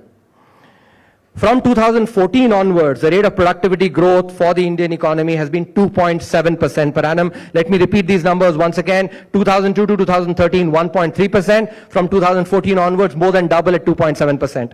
In other words, some of the preconditions that actually necessary conditions for escaping the middle income trap, there is some momentum. I'm not saying that, we basically can declare victory. We have to continue working on this. But I'm sure you will agree with me, that if, for instance, you have become more productive, a book that you used to read, let's say in 2 weeks, if you're reading in 1 week, you're not going to go back to that earlier productivity of 2 weeks. Same thing for countries as well. It's a virtuous exactly. So that necessary condition, which is productivity growth. Second is rule of law, and I think that's where the judicial reforms, bureaucratic reforms are really critical for us to actually establish greater traction in that area, and these are really critical.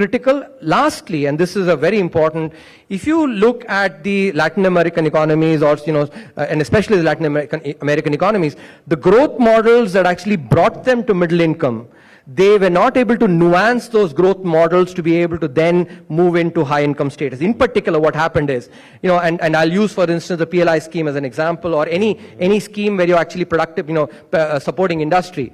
When you are supporting industry, when they're getting this, this subsidy, this support, of course, that's the constituent that gets that support grows and then becomes powerful. But also becomes a very large vested interest, then that opposes removing that, and that can hurt growth. And therefore, an important warning which I have in the book, which is every policy that we have for support, it is important that there is a sunset period for that. And the way I like to explain this is, all of us, or many of us are parents here, we support our children till they become 18, till they become adults. But if the child knows that I'm going to support the kid even when he or she is 50, he'll never ever learn to actually become self-sufficient and develop the capabilities. The government, in a similar manner, actually cannot be subsidizing 30-year-old, 40-year-old firms which have basically grown, but have which have grown in age, but have not continued to be dwarfs. So this aspect of sunset policy, very critical element, that refinement in economic models as we grow is important, and for that, especially some of these subsidy schemes, I think they have to have a sunset period. They cannot be ad infinitum. Before I let you go, Professor, one last question. You mentioned very rightly about the focus on states needing to be there, not just the center, but states. In fact, the economic survey, you've written many in your time. But what do you mean your time? I'm not that old. No, in your time in the government, I mean, as CEA. But what I'm saying is that when you mentioned this, I am drawn to the fact that the economic survey this year talks about a tripartite compact between the government, the public sector, and the private sector. Yes. The government, the states, and the private sector. Now, do you think in today's polarized environment, politically, I don't want you to give a political answer, but there is politics at the heart of it in any case, and the private sector's still somewhat reluctant to invest the way the government is wanting it to. Do you think that's a fair assessment, an assumption to make? No, I think it's a fair, ambition to have, or it's a very good ambition to have. As I said, in a federal structure, and whenever one looks at the conversation that happens, about states and center, oftentimes states and, many times actually sort of supported and encouraged by the media only talk about their power. They do not talk about the responsibility. We need to put equal focus on the responsibility, because they are two sides of the same coin. And this is really critical. I'm saying this one more time so that, my media friends actually listen to this and put the spotlight where it's necessary. Equally, I think the industry, and here, when it comes to the model of development, if you go back and read our history, Milton Friedman was actually called by Jawaharlal Nehru, when the Planning Commission was being, was in its infancy, and he talked about saying, you have your comparative advantage is that you have labor.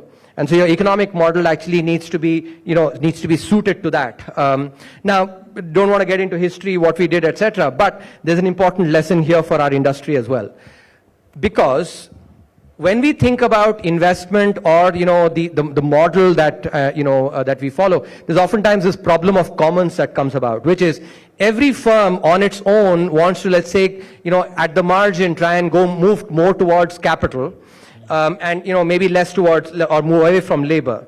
But then what happens is when you start accumulating all this actually at the level of the economy, if every firm does that, that's a problem of commons, then at the aggregate level you actually don't get enough job creation, you don't therefore get enough consumption, and eventually what happens due to the problem of commons, it hurts the same firms themselves, the industry. And here's where coordination is an important aspect, and therefore fora like CII, FICCI and ASSOCHAM need to recognize this problem of commons and highlight that if we actually move towards and more labor intensive, but at the same time I think I'm not asking for for them to sort of move away from their profit function, but in that profit function itself is embedded this problem of commons. If they can see that and thereby coordinate to avoid the problem of commons, they themselves will reap the rewards. And that's the point that in other words, what I'm trying to say, sort of technically we're sort of industry is stuck in a suboptimal Nash equilibrium, which they need to get over through coordination and getting over this problem of commons. That will be something that really will help the industry. And also there's one more comment that I want to make, and this is it's covered in the book. The economic strategy that I've laid out actually has 4 pillars to it. The first one is macroeconomic focus on growth. Second is on social and economic inclusion,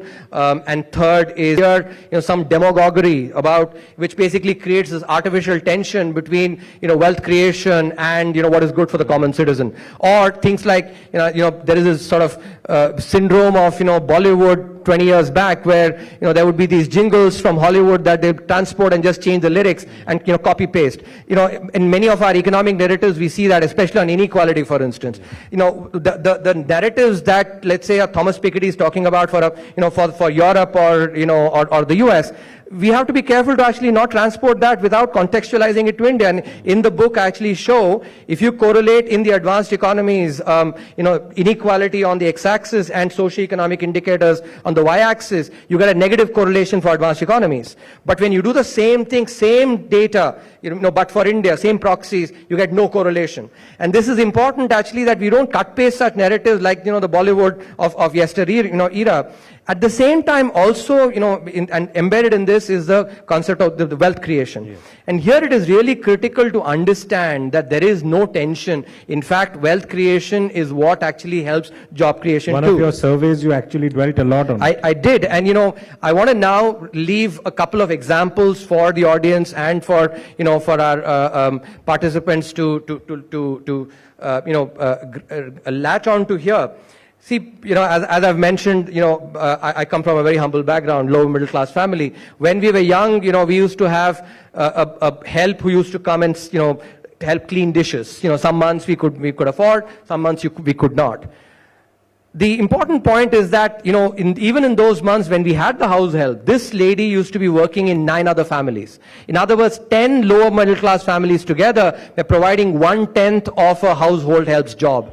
The local jeweler, who was actually a significant wealth creator, in contrast, was providing jobs, 100 jobs across both his business and his home. In other words, he was creating 1,000 times as much compared to a low middle class family, which was not creating that much wealth. So this correlation that you can start seeing, and finally, and this is, having never done any consulting and therefore not eaten salt of any industrialist, I can say with absolute authenticity here, that whether it's industrialist X, Y, or Z, they're not, putting their wealth actually stacked as, rupee bills in their pillows or their mattresses. They're putting it in companies. Companies, the ones that we basically give all of us jobs. These are private sector companies. So I think, if we start understanding that this artificial tension that is created between wealth creation and inequality is used as another sort of way of bringing the same argument in, versus what is good for the common citizen. I think it's time they start recognizing that that is basically an attempt to sort of pull some wool on our eyes and thereby, point out what is the true economic phenomena there. Thank you very much.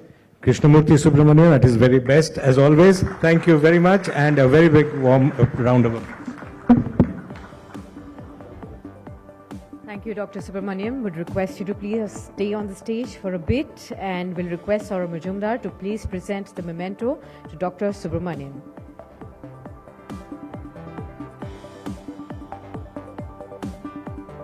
Huge round of applause, ladies and gentlemen, for that very enriching, insightful conversation. Thank you so much, Dr. Subramaniam.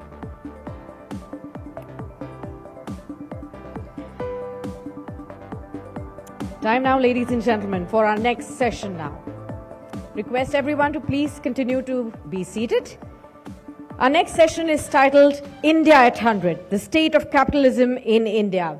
And for this session, we are pleased to welcome Mr. Ruchir Sharma, one of the world's foremost economic thinkers, to discuss the state of capitalism in India and its future implications. He will explore the successes and the challenges that have shaped India's economic landscape, offer insights into the future trajectory of Indian capitalism amidst rapidly evolving global environment. His analysis will also provide a thorough understanding of how India can leverage its economic potential to achieve sustainable and inclusive growth. Warm welcome and huge round of applause to Mr. Ruchir Sharma, Chairman, Rockefeller International. And for this session, let me please invite on stage Mr. Rahul Kanwal, News Director, India Today and TV Today Network, and Executive Director of Business Today. Huge round of applause, ladies and gentlemen.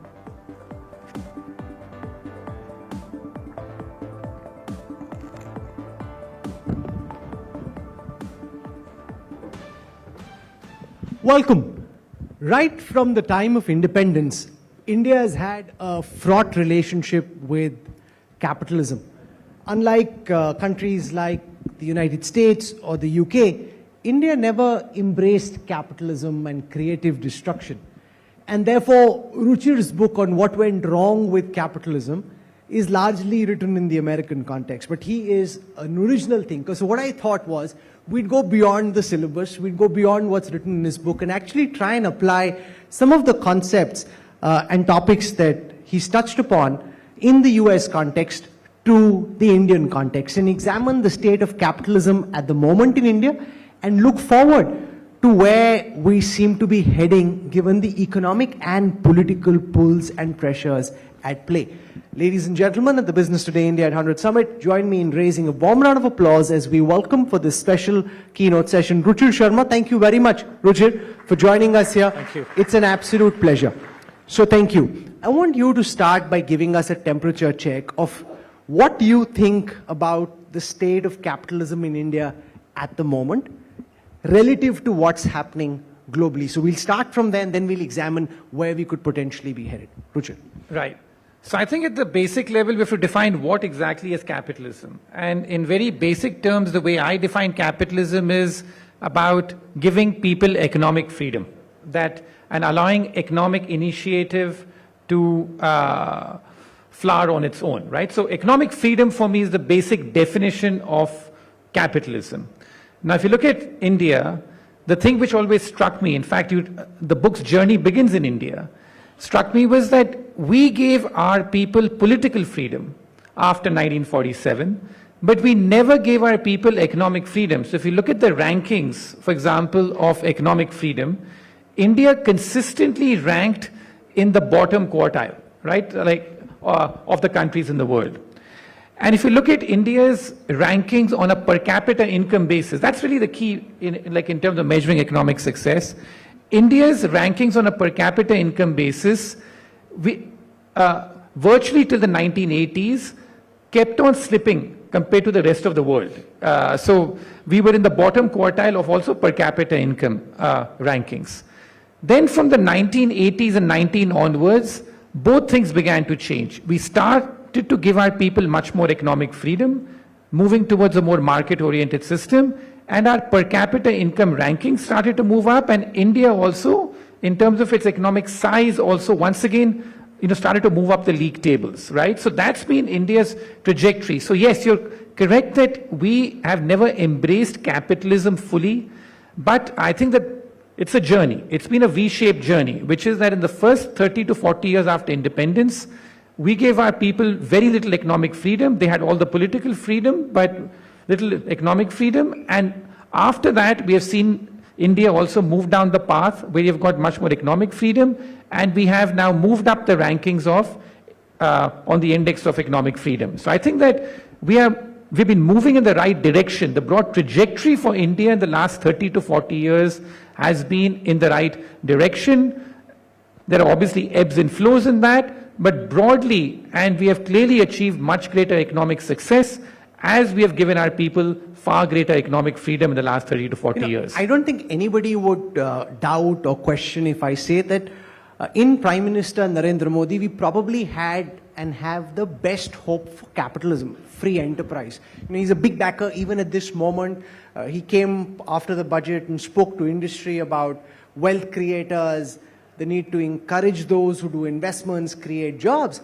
I remember when he came to the India Today conclave as Chief Minister of Gujarat in 2013, he spoke very famously about the government having no business of being in government, maximum governance, minimum government. And yet over the past 10 years, Ruchir, we've seen just how difficult translating those noble ideas into action really have been. Just this morning, the government took back a decision to allow for lateral entrance into government services because of a pushback from the political opposition. So given what he said, how do you evaluate what's happened over the past 10 years? And then we'll get into what happens from here. Right. So I think that, there are two ways that I see the government's performance, right, in terms of how I see it outsider. One is the pure macroeconomic management. I think on the pure macroeconomic management, this government's done a pretty good job, which is that if you look at inflation, you look at the broad deficit numbers, resisting the temptation to go for some crazy stimulus after the pandemic and stuff, the macroeconomic management of the government has been broadly stable. I've disagreed with some of the steps this government's taken, such as demonetization. I think, like in terms of that, also the way that, the way GST had too many issues, like in the way like it was rolled out, but broadly from a macroeconomic management standpoint, and especially in the second term, I would say, it's been a pretty decent performance as far as the government's concerned, and all the data backs it up. The issues I've had with the government have got to do much more on the micro side in terms of what the government's done. You spoke about this entire concept of minimum government like out there. And yet, if you look at on things like privatization, there's been no success that this government's really had on privatization. It's been very small. Some finally, like you've had privatization, some airline after years and stuff. There's been no systematic thought through as far as privatization is concerned. Secondly, it remains a very tough place for India to do, for foreigners to do business in. Like you speak to them, the regulatory stuff that they have to go through. And the one thing I've been very critical of the government have been the power given to the investigative agencies. We spoke about that even last time. I think that these are things which have really hurt in terms of private investment from doing even better. Why do we still have a migration of people shifting bases out of the country? Something I raised back in 2018 in terms of what's happening. So I think there's been a big split. And the other thing which I think the Prime Minister has changed is that when he was the Chief Minister of Gujarat, he spoke a lot about competitive federalism, about how the various states need to be doing, because he would be on the wrong side of that the tendency in Delhi is to centralize, is to take like as much power as possible. He would not like that because when he was the Gujarat Chief Minister. But I think that one thing which even he's had a tendency to do is to centralize things far more when he's been in power. So I think that there's so that's the distinction I want to draw, that from a macroeconomic management standpoint, it's a pretty good job that we have seen the government do. From a micro standpoint, I think that on the ground, and this is the reason why if you look at the amount of foreign investment we are attracting, it's still very low. I mean, the FDI numbers in India are still about 1% of GDP or something on a gross basis. When, China in its boom years was doing 4%, Korea, Taiwan, 4%. Today, Vietnam's doing 4% of GDP in terms of FDI. So why are we not doing much more on that front? I think those are issues we have to look at. So I think this very important distinction between the macro and the micro. You write in your book, Ruchir, that capitalism is in a crisis globally, right? Particularly in the United States. I want you to examine where capitalism is in India with an eye on the future. Because there are two things at play. You've got the BJP talking about economic reform, but facing a very strong political backlash when they did land acquisition, when they tried to push the farm laws, or when they tried disinvestment, and therefore they kind of soft-pedaled on it. On the other hand, you've got leader of the opposition, Rahul Gandhi, and others wanting to take a very different welfare state approach. Despite India's low per capita numbers, unlike countries in Europe, they're still wanting to go the whole hog on welfare. Therefore, given these pulls and pressures and the fact that we're now seeing the government without having a full majority, where do you see this allow for market forces and capitalism take India in the next few years? So firstly, I'd say that what people say in the opposition and what they do in government is very different. So I would sort of discount many of these statements in terms of, what, like he said, because look at what the chief ministers of the Congress party are doing in their states. Right? So, but I disagree with that, because what they say in opposition has an impact on what the government can and cannot do. Yeah, absolutely. But no matter who's in opposition, I've seen this in country after country, that the idea is to oppose whatever the government at the center is doing. There's a natural tendency to do that. It's very rare. It's only when India was in a period of economic crisis that the BJP backed the Congress, in terms of doing something with economic reforms back in 91, 92 and stuff. But generally, of course it has an impact, but I'm saying that I just don't feel that whichever would be the opposition party, I'd say that the natural tendency is to oppose these things in terms of whether it's for India's good or not. I think that there's a natural tendency to do that. So, but you're right. I think that, again, what this government has done, to its credit, has shifted the balance a bit, which is that under the UPA, they went overboard on dole-outs and on, in terms of welfare, and they didn't focus enough on infrastructure and stuff. But they paid a huge price for it, remember. Inflation was out of control and I think it's one of the underappreciated factors that in India's case, we have done work on this. We don't know whether economic growth wins you elections or not, but inflation definitely loses you elections. There's no government that's won elections in this country when inflation's been high, either at a state or at a center level, right? So that's something which is there. So I think that any government of the day which is sensible and wants to hang on to power has to realize the fact that you cannot just carry on a one-way street. But I think the difference to me is much more marginal, which is the fact that what they do and say in opposition is very different than when they are in power. But having said that, the marginal is that the current government has shifted the balance a bit more in favor of infrastructure development and less so on populist kind of dole-outs. And there is a risk that if the change of government, the balance may again shift, but they'll have to encounter one thing, that doing so is naturally inflationary, and you pay a huge political price for carrying out such policies. So the fascinating thing about Ruchir Sharma is that he understands politics almost as well as he understands the markets, and he's as fascinated with politics as he is around the markets. And I was reading in the build-up your piece, which you wrote while you were traveling through the elections, where Ruchir said that he didn't see a wave, that they may still come to power, but they may not get the kind of seats that they're talking about, and that it may be a less than majority kind of government, and that there is no Modi wave wherever he's traveling. Now, in hindsight, all that looks 2020, so all the fancy polls and all the crores that they were paid, Ruchir will say, I just did a road trip and I pretty much reached the same conclusion. How do you see the nature of this government, Modi 3.0, being different from what India has seen in the past 10 years? Well, I think that across the world, what we've seen generally is that when a leader's been in power for over 10 years, no matter how good he's been, and that's always a debate in this country, there's a natural fatigue which sets in. There's a natural fatigue level because someone's been in power for that long.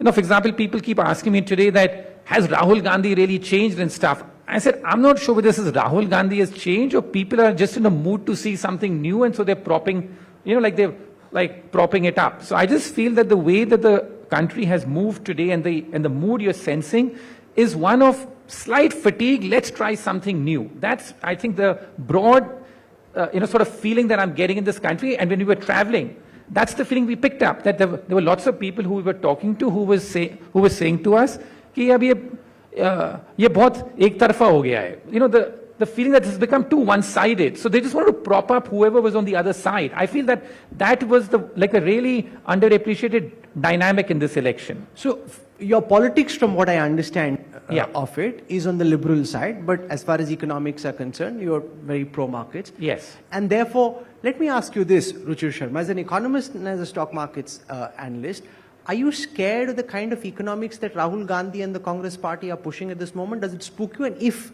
they were to actually implement everything that they're talking about, could you paint for this audience here what might actually happen to the Indian economy and to the India growth story? No, absolutely. I'm saying that if I were to take it at face value, I would be spooked by it, because that is not what I believe in.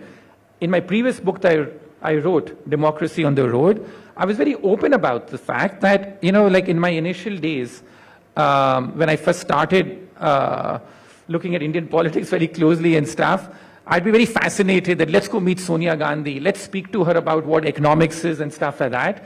And I came away feeling quite, as I openly said in the book, quite disappointed, because I am a firm believer in capitalism. I'm a firm believer in free market economics. And when the response to me would come back to be, would be the fact that this won't work in India. I'm like, but it hasn't been tried in India. So how do you think this won't work in India? So then I stopped like those meetings. I've not met, just on record to say this, in the last 20 years, I've, as a matter of policy, never met any politician on a one-on-one basis. Because I feel that it's a waste of my time, it's a waste of their time. They have no, because, it's very different. I'm much happier just being an observer of trends and stuff like that. So I'd say the fact that, that you're right, about that my politics and economics are very different. But from an economic You can't perspective, split your vote. You can't say economically I vote this way, politically I vote this yeah, way. but That's I also feel the fact that that in this country, the fact is that when they come to power, the difference in what they do is also marginal. I've seen that too often. And the one thing also I believe in India a lot is the federalism of this country, which is that we spend so much time, and this is something I have to keep telling because I'm based in New York, keep telling the people there, we spend so much time thinking about Delhi, Modi, center. The state chief ministers in this country have a lot of power. There's a lot that they can do. And so something which I think, like the dynamic which has been unleashed, I think, is a form of competitive federalism. It's there today. Even in this election, it played itself out. Between Maharashtra and Gujarat, there is a competitive stuff. In Maharashtra, when we were there, although it may have been a marginal factor, but the idea that a lot of the stuff is being usurped by Gujarat was something that the Uddhav Thackeray camp and all played into, even in the meetings and stuff like that.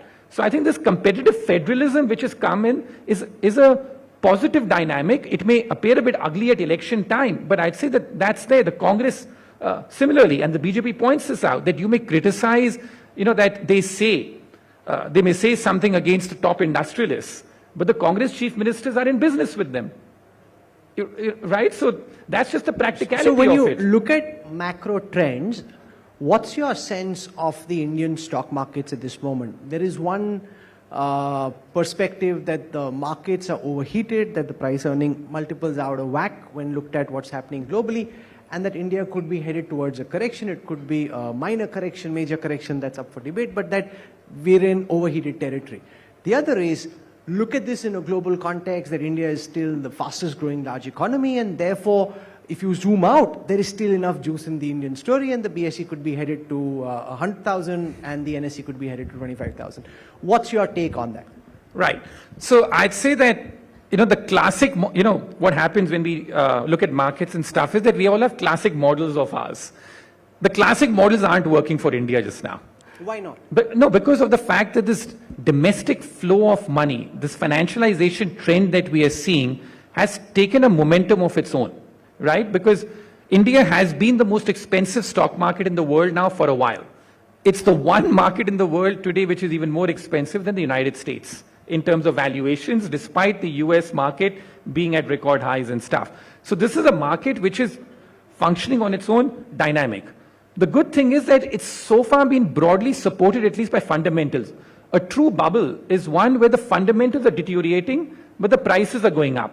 In India's case, there has been earnings growth in the stock market. So it's been backed up by earnings growth. There has been this wealth creation that's taken place on a genuine basis as well, as far as India is concerned. The economy is doing relatively well. It's not like a China type 9-10% economic growth, but it's doing relatively well today in terms of, if you look at around the world, what our growth rates are, stuff. As I said, the macroeconomic management has been decent. And the good thing about India is that there is no other emerging market in the world which offers a diversity of companies that India offers. I mean, if you look at other markets, let's say the other markets which are doing well, something like a Taiwan, or a Korea, it's one sector, technology out there. You go to a country like Brazil, it's so dominated, by commodities. Some other market is dominated by a couple of banks and stuff. In India's case, the diversity that we have out here and the depth that we have in this is unprecedented. So there's a lot to be done. So in India, I'd say, and there's one good news I'll say, which India can still look forward to, that this entire boom has been driven by domestic money so far. Foreign money has been largely absent from the stock market boom until the election. Now, across the world, the big trend that I've noticed is that people are overly concentrated in the US stock market today. The US economy today is about 26% of the global economy. The US stock market today is more than 50% of the global stock market value. And according to the MSCI indices, it's close to 70%. So 50 to 70% of your capital is allocated to America. And that has gone up dramatically over the last 10 to 15 years.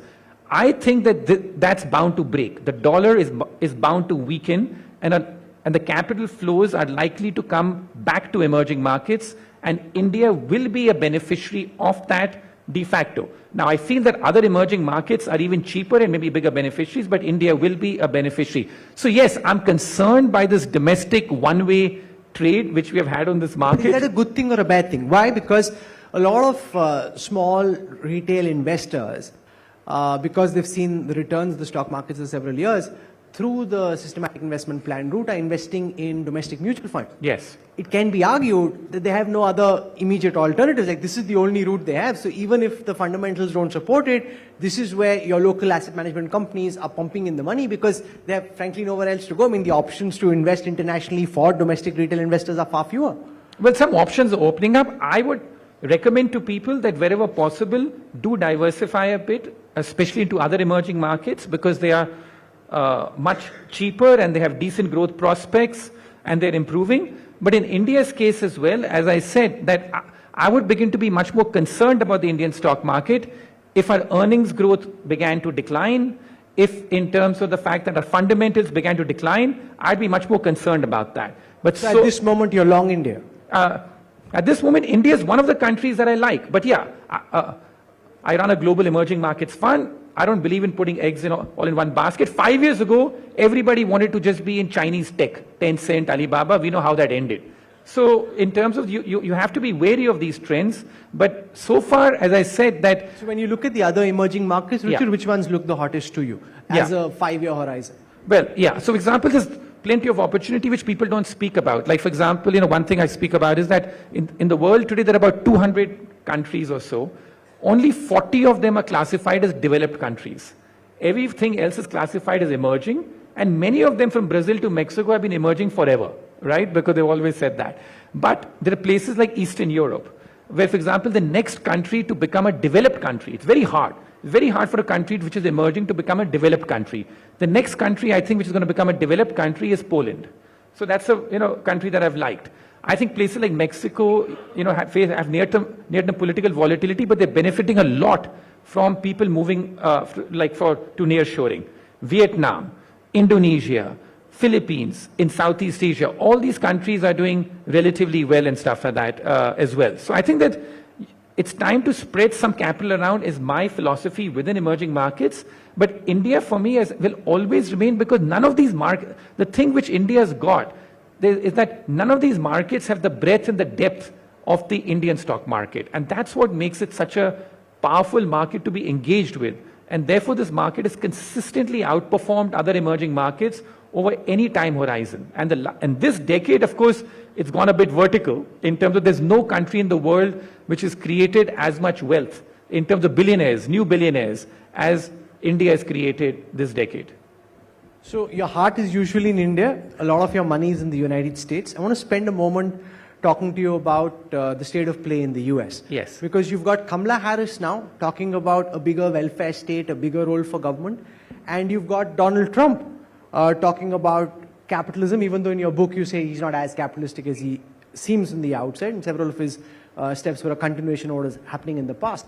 But how do you see this Harris versus Trump dynamic play out in the context of the impact that the winner would potentially have on American economic growth, the impact of the result on global growth, and the ripple effect on India? Again, if we take just at face value, then obviously the Trump program is scarier for India because he wants to impose tariffs across the board, right? So just doing that will be terrible for global growth. Now, I don't take these things at face value because I feel that he's more of a deal maker.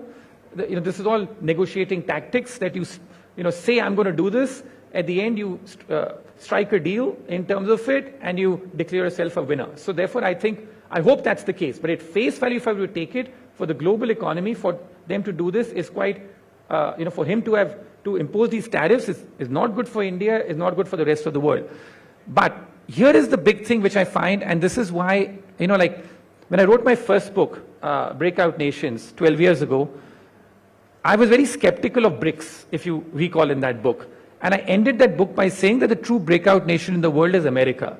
I wish I had invested my career accordingly, rather than do emerging markets. But anyway, I did emerging markets back then. But today I feel that America has become very overvalued. The currency is expensive, and they're taking their success for granted. That one thing I find shocking about this election campaign here is that today, America is running a budget deficit in the middle of a major economic recovery of 6% of GDP. Their debt to GDP level is exploding on the upside, and yet both the candidates, they are saying deficits don't matter. What matters is Kamala Harris saying she wants to do more spending, Trump saying he wants to just cut taxes without any consequences. Is America headed towards a recession, you think? Well, I think that in terms of that, what America did was a massive stimulus. I think that stimulus effect is wearing off. Recession may be too strong a word, but the economy is slowing down. The Fed seems all set to cut interest rates, and I think that's good for markets like India and other places because the cost of capital around the world is likely to come down, and it's likely to lead to greater capital flows, I think, to emerging markets in general. So that's the good news. Do you see foreign But the issue, I mean, like portfolio- in America, as I said, if I finish the American thought, is that I feel that America is going to have to confront its problems of running these incredible deficits, and the fact that capitalism in America today is so distorted. These are problems I feel a new leader, whether it's Harris or Trump, will have to confront in 2025. So I feel 2025 could be quite a breakthrough year in which capital begins to leave America because of the domestic problems and finds its way into other countries. So today, I feel exactly the opposite of what I felt when I wrote my first book, when I was very bullish on America, bearish on many emerging markets and the BRIC concept. Today, I feel that there's too much capital over allocated to America and under allocated to the rest of the world, and I see that capital switch underway now. One of the things Prime Minister Modi talks about is that 47, he hopes that India will be a developed economy. If you were to look at all the factors that seem at play in your windscreen right now, do you think that's the growth trajectory that we're on? Is that the path that you think India is headed towards? Well, India's trajectory, I think, is broadly positive, but there's no way any math would support us becoming a developed economy by 2047. Because if you're going to keep growing at 6% a year, which is what the growth rate seems to be, and I don't think there's so much reform on the anvil, which is going to take our growth rate to 9-10%. At a 6% growth rate a year, we're going to struggle to be a middle-income country by 2047. Because remember, what's middle income today? The bar moves higher because the rest of the world also grows, by 2 or 3% a year. So India is on the right trajectory. But these are slogans, these are political stuff. For us to become a developed country by 2047, we'll have to grow at 10-12% real GDP per year, or be close to that, even to be a middle-income country. So the issue for us is that our per capita income today is $3,000. You do the math in terms of that if we grow at 6% a year, even in dollar terms or whatever, how much are we going to sort of be able to become a middle-income country by then? It's not possible with a 6% type economic growth rate. For that, you need 10-12% type. No, but can I GDP counter argue to say that the era of 10-12% growth, yes, which China witnessed at the peak of globalization, yes, is now just because of global mega trends, just very difficult to achieve. So it's not true India's fault. It's yes, just that the speed at which you grow is relative to what's happening in the rest of the world, Richard. I completely agree with you. So, I'm not trying to say. So you asked me the specific question on whether we'll become a developed country by 2047. So your answer is no. My answer is that at 6% economic growth rate, you just mathematically can't get there, is my basic point out there. And on China's case, you're completely correct that they benefited enormously from globalization. But remember that they've built such an export power machine that even today, in the middle of deglobalization and the middle of China +1, their exports are still growing very rapidly and stuff. And the second point I'll make about China is that it's a country that is, I turned bearish on, but let's not take away. Are you marginally bearish on China? Massively bearish on China? I'd say that what's happened today is this, and this is a real problem for me. 5 years ago, when I was bearish on China, I felt it was an unconventional view because it was very different. Today, even though I remain somewhat bearish on China, I feel it's become a universally accepted view. As an investor, I'm never comfortable being in the universal consensus view because I think that, there's everyone's onto it. But for India's case, one very important point I want to make. People keep talking about the Chinese, China and stuff like that. Remember that benefiting from globalization, but the kind of reforms that China carried out, we don't have the capacity to carry out. In the 1990s, China laid off in its public sector enterprises nearly 100 million people. Do you think we have the capacity for laying off in our public sector even 1 million people? Right? So they carried out ruthless capitalism. They had no welfare state. It was like people need to go and do whatever they feel like in China. We don't have the capacity to do that. So yes, China benefited a lot from globalization, but China also carried out these kind of economic reforms, which we in our polity find it very hard to follow through on. So let's say that. But the broad point I take with you, which is the fact that it's very difficult in this era to grow at 10-12%. It's very difficult. You can do, but there's no point even talking about it. But the basic point is at a 6% kind of economic growth rate, the math doesn't add up to these goals of being a middle income or forget even a developed country. So if you were to advise the government at this moment, given the political reality in which the economy operates, what do you think are the easy wins that can be pressed into play, which will help the Indian economy grow faster than it is at the moment? Yeah, I'd say it's basic stuff, right? Which is like the regulatory state in terms of that. The controlling the investigative agencies. How do you improve private sector business confidence further in India? It's nice to talk about wealth creation. I mean, there was a period when even the government, even this government, as you said, that even perceived to be, was not seen to be very friendly towards business at one point in time. And the mindset was that most businesses, tend to be corrupt and all that sort of stuff. So even there's been a change even in this government's policy response to that. But I'd say that surely something can be done about the regulatory state, that the amount of regulations we still have to deal with to open up a business in this country, to shut something down, or to having to deal with it on a daily basis. I'd say that so much of the microeconomic reform needs to happen about how to make this a place which is better to do business on. And I feel that that is something which on the ground, when you travel, you speak to small and mid-sized entrepreneurs, I feel there's so much more which can be done there, which does not require any great parliamentary approval. Fine, I agree that getting land reform done, getting even privatization done, you can argue is that.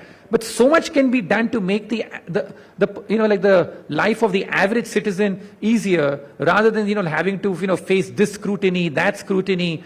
I mean, there's a lot of wear and tear that happens on a daily basis, and that's the kind of microeconomic reform that I would love to see the government do. Finally, is it easier to call the markets or to predict what's happening in politics? I don't know in terms of, I think luck's involved and stuff like that, but I'd say that I would have not expected this, which is that before the election, in terms of that, I would have thought the market would have reacted even more negatively to the thing, but the market's been much more resilient.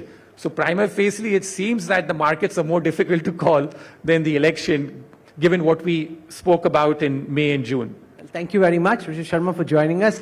Lots of thoughts to chew on for everyone sitting here. I'm sure everybody's wondering, okay, which are the other developing markets I can start investing some money in as well. Thank you very much for joining us. Thanks, Rahul. Enjoyed it. Thank you so much. Thank you very much, Ruchi Sharma, for that very enlightening session. Please stay on the stage for a bit. May I request Rahul Kanwal to present a memento to Mr. Ruchi Sharma.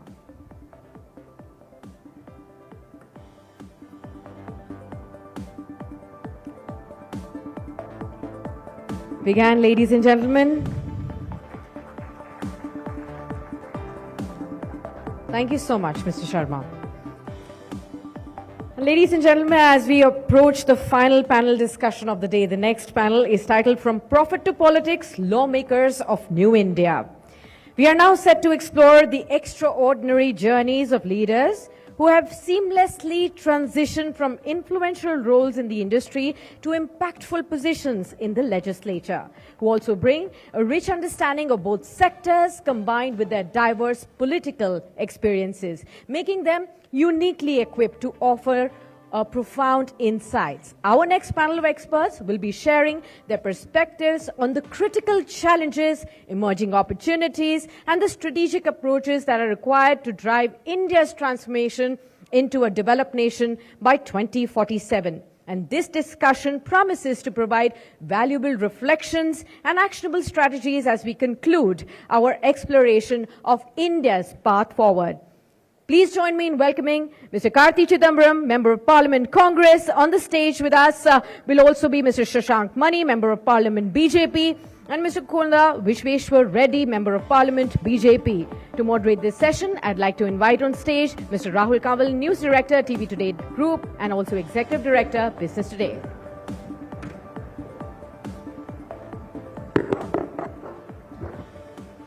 What we've been discussing at the Business Today India at 100 Summit is whether India can head towards becoming a developed country by 2047.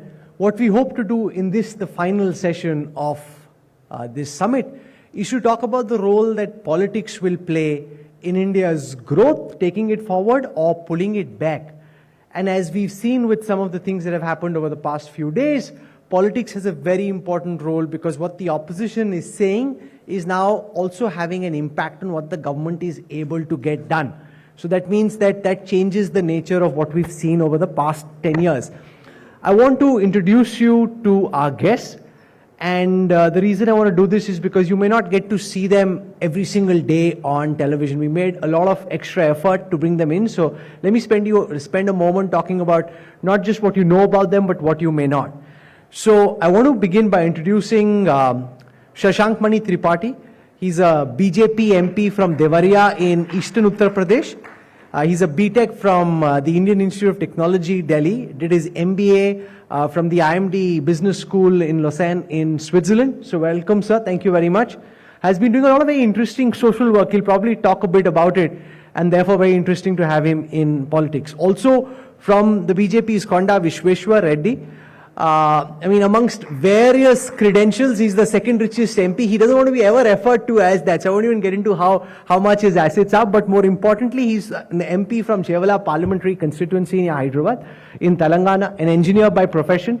He's been at the New Jersey Institute of Technology and has at the Essex County College. We have Karthi Chidambaram. You know, everyone knows his father, but Mr. Chidambaram is a feisty, pugnacious politician in his own right. Bachelor of Arts in Law from Cambridge University, BBA from the University of Texas, Austin. So thank you very much, Mr. Chidambaram, for joining us. I want to start by asking Karthi Chidambaram what he actually thinks about lateral entrance. Right? Now the thing is, if you weren't on camera and if you weren't at this summit, I would expect that someone like you would typically say that it's good to have lateral entrants coming into government because they bring new ideas, they bring new energy, they bring domain expertise.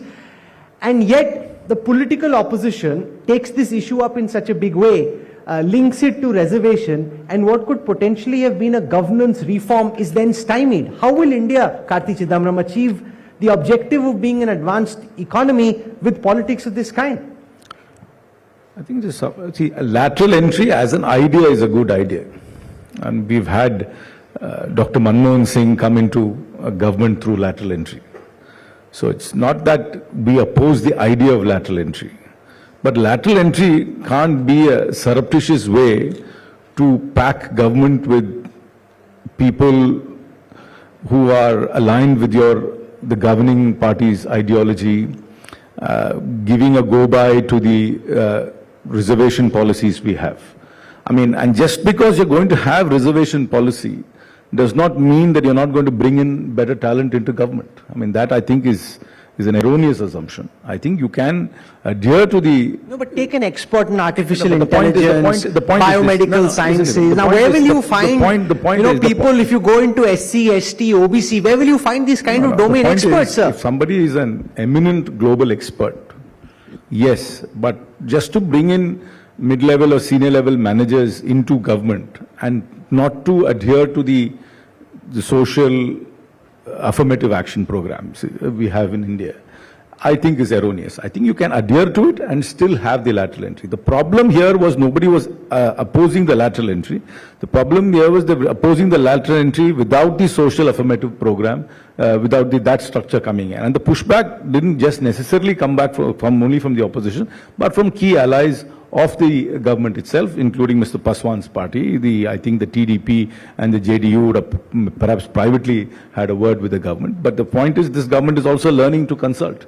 I mean, if this government has obviously had a free pass for the last 10 years where they ran the government with the diktats of 1.5 people, now they're suddenly realizing the compulsions of cabinet and coalition and things like that, and they're learning that. Mr. Shirangmani, but now there are two things here. I use this lateral entrant example because it highlights a much bigger problem. Now, the opposition's point is, if you bring in like a renowned global economist or a technocrat who's world famous, whose skills you won't find in government, that's fine. You're more than welcome to. That's good reform. Manmohan Singh, Montek Singh, Ahluwalia, Raghuram Rajan, so many of them. Now, you bring in these mid-level, relatively junior officers. Now, some OBC, you come from Eastern UP, some Dalit, some SC, ST, person will feel, boss, I could have done that job. You've had to backpedal. Now that, for the first time, demonstrates a kind of weakness because this government, as Karthi said, is used to pushing things through, not having to look back. Now you're having to look back. Do you accept, does that potentially signal political weakness? And how did you end up making this move and then having to pull it back? Did the government not think this through fully? Firstly, thank you for having me at this panel. Pranam Devariya. I think it's important for us to recognize that the mindset that my Honorable Member of Parliament Kartiji is expressing is one of colonialism. Manmohan Singh may well be from Cambridge, Montek Singh may well be from Cambridge, but there are hundreds of IITians who are from small towns and districts. There are hundreds of people from OBC, from Dalit, who are absolutely ready and able and actually going to take this country forward. It's about time we got off our high horse to say that this kind of talent or this kind of energy is only existing in this drawing room for a minute. I think you have to explore that middle India where talent is resurging to come up. And this is the very big change that Prime Minister Modi has brought in. उन्होंने ये देखा है कि वहाँ की ऊर्जा जहाँ से वो खुद ही उठते हैं, वहाँ की ऊर्जा केपेबल है, तो लैटरल एंट्री कहीं से भी आ सकती है. मैं ऐसा नहीं कहता हूँ कि आप कैम्ब्रिज और हार्वर्ड से मत लाओ. मैं भी IMD पढ़ा हूँ, वहाँ भी कुछ क्षमता है. But how do we make sure that the ordinary Indian feels capable and enabled to get up to the point where he's also seen as capable? Now, as far as backpedaling is concerned, we are in majority. We were always formed as an NDA, as a coalition, and therefore there is no question of us being under threat by anyone. We are absolutely confident of what we are doing. Yes, there has to be a healthy debate in the parliament, which is happening, and I think it will happen more only if some of the kind of smaller things that is being happening is less. I think we have a golden opportunity, and I want to just end my statement by Viksit Bharat. We are at the cusp of a change. हम लोग एक 25-30 साल के 22-20 साल के एक अभियान पे हैं जहां पर एक बहुत अच्छा मौका है और 10 साल में हम लोगों ने एक नींव डाली है. अब हम लोग अरावली के शिखर पे पहुंचे, कंचनजंगा हमें पार करना है. इसलिए मैं समझता हूं इसमें कोई दुविधा नहीं है. Khanda Vishweshwar Reddy, respond to Karti Chidambaram when he says that over the past 10 years, your government got used to pushing things through. Now you're having to consult allies. I ask this in the context of the impact this may have on the reform agenda of the Modi Sarkar. Given that, we've been discussing the kind of economic reform that is required in the factors of production to be able to grow and achieve our economic potential, if every positive step you take has to be peddled back in this fashion, then will you be able to deliver on the promises that you made to the Indian people? Well, he used the words, Karti ji used the words, when we had it our way. We still have it our way, which is the nation first. And when we had it our way also, we took back the electricity amendments, we took back the 3 farm bills, and when we had it our way, when you're talking about lateral entry, we had Raghuram Rajan come in. So I think, I don't know where this idea came in. Definitely. was brought in our government. Definitely. It's not brought in by the he was brought in, made Chief Economic Advisor and RBI Governor in the UPA government. Thank you for correcting me. And talking of lateral entries, which is this thing, there are definitely some areas in a fast-changing world, technology, socially, economics, there are definitely areas where lateral entries are extremely, extremely important. But definitely, as you said, not any government job. There are some areas we cannot accept lateral entries, and there are some disadvantages. He may be a global expert, but he doesn't understand the system, the administrative processes, and he may not understand the ground reality. And so in some cases, he may be a global expert, but a lateral entry may not be suitable here, including artificial intelligence, because the applications of this is far-reaching, applies to various segments of societies. So there are specific areas, I think lateral entries should be encouraged, but yes, not middle-level and lower-level government jobs. But one of the big changes is that a party that won 99 seats is speaking with the swagger of a party that is thinking that they're in government but is actually still in opposition. Kartiji, how do you explain this? At 240 they're looking chastened. At 99 you've got this 56 in Chhati as if you won. Because you built up this narrative that they are going to get 400. So anything short of that was a loss. And you built up a narrative saying that we are going to be less than 2019. So anything above that was a win. So it's all perception is reality and reality is perception. It's your own doing. You talked them up and talked us down, and it was the other way around and the results came. Yes, of course, I personally think, I know this is controversial and I think this is a tired and a fatigued government. And that's been clear from the fact that they appointed the same ministers in the same portfolio. If Prime Minister really wanted to do lateral entry, he should have brought in some fresh blood into the cabinet. Somebody from industry into cabinet, not the same old tired faces in the same portfolio. And that is in my opinion, a very defeatist move on part of this government. Shashank Mani ji, do you want to respond to this? जैसे आप जैसे लोगों को लाए होते cabinet में, new, young, relatively young, but and fresh faces, new ideas. Mr. Chidambaram's point is that they've carried the same team. So you got anti-incumbency building over 10 years, and the charge is that the government is now looking fatigued and tired. How do you respond to this perception? Firstly, I am very happy as a member of parliament. I have just come back from Devariya. I am heading back tomorrow morning at 7:30 to Devariya. I want to serve my constituency. The रही बात ये tiredness की और 99 वर्ष देखिए कुल मिला के जब पूरे सीट काउंट करेंगे पिछले 3 लोकसभा इलेक्शन में तब भी 240 से कम है और इसमें कोई उत्साह की बात नहीं है. ये विषय अलग है कि हम लोग भी कुछ अच्छा कर सकते थे. Coming to this point about how new faces can be injected, I think the whole system has been injected with a new thought process, which is why this conference has been injected, which is that in 22 years we will become a new nation. So every one of those MPs has and ministers has a certain amount of continuity, but he's charged with a new energy. And for 2 hours and 15 minutes, I was 4 benches behind the Prime Minister. He was not looking tired when all of Congress was ghirawing them and not letting him speak for all 2 hours and 15 minutes. So I personally feel that there is no tiredness. We're looking forward for the next 25 years. We're full of energy, and we're full of energy not only of the Prime Minister, but 1.4 billion people. I agree with you that some have not voted for us, and we could have done better. There's no gainsaying on that. लेकिन जो ऊर्जा उनको मिलती है आज भी उस उम्र में वो इस प्रकार चलते हैं जैसे हम लोग जैसे लोग नहीं चल पा रहे हैं, कोई टायर्डनेस नहीं है, हम लोग देख रहे हैं भविष्य के लिए, भविष्य में एक नया भारत बनाना है, उसके लिए आप लोग कॉन्फ्रेंस किए, इसके लिए आपको साधुवाद। Mr. Reddy, this charge that the opposition is looking rejuvenated and the perception that the government is looking tired, or at least they are trying to make you feel tired or trying to project as if you are tired. Firstly, don't try to fix something that's not broken. Why should you change the cabinet? We had a great trajectory. You know, we're heading banking sector, which was bankrupt, and State Bank of India profits are bigger than Reliance Industries' profit today. The banking public sector companies are doing phenomenally well. It's not Infosys shares and TCS shares. The public sectors in last 3 years increased 300 times, 300%, not times. And the capital expenditure, the roads, the highways. So why should we change the cabinet? It's the courage and the strength and the determination and the trajectory that we have. We don't want to change the vector. We don't want to change the trajectory. And that we have to continue. Continuity is very important. Can I comment? I mean, you can spin as much as you want, saying that everything is all right by talking up the situation of the markets and corporate India. And anybody, and all three of us represent reasonably rural constituencies. And if you go there, you will realize, and that's the conversation we also had privately, is that joblessness is the biggest crisis in India. I mean, somebody just very cleverly said that India has got a NEET problem, not in employment, education or training.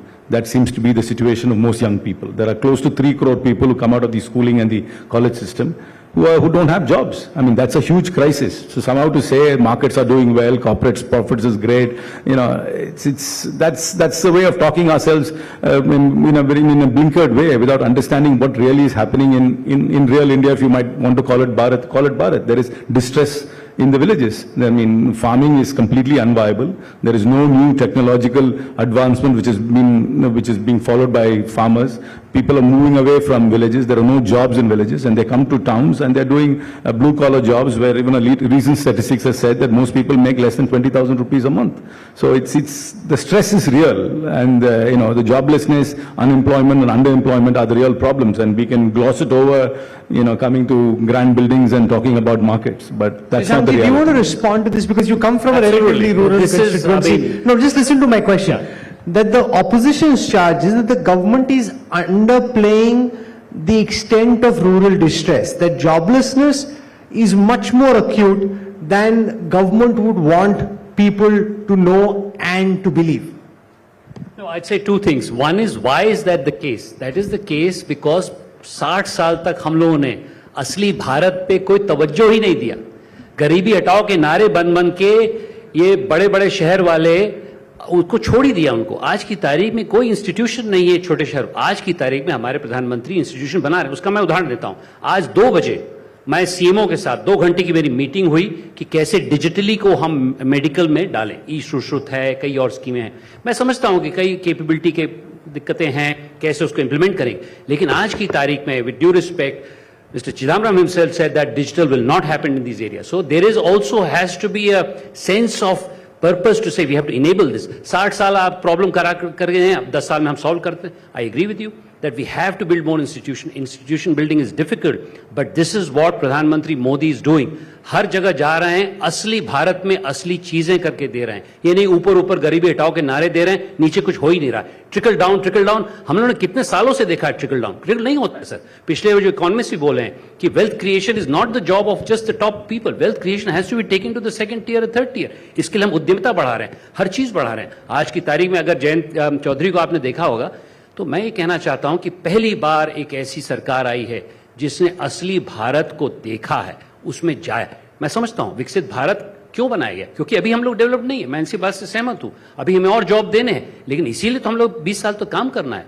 तो मैं समझता हूं ये despondency का जो असली जड़ है उस पर जाना चाहिए, ताकि हम लोग उसका निवारण करें. मैं अभी बल्कि हम दोनों ही बात कर रहे थे, इंडिपेंडेंस के बाद वही 4 टाउन जिन्होंने 200 साल तक हमारा शोषण किया था, उसमें दिल्ली भी है. दिल्ली, मुंबई, कलकत्ता, मद्रास, ये सब हमारे शहर नहीं थे, ये अंग्रेजों ने बनाए थे. उसके बाद हमने क्या किया 60 साल तक, उन्हीं पर अपना फोकस किया.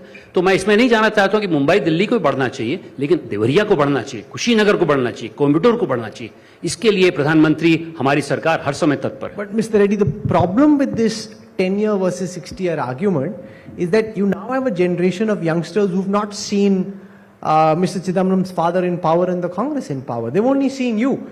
And therefore, they look at their current condition in terms of what's happened, what's not happened, and compare what you said versus where they find themselves at this moment.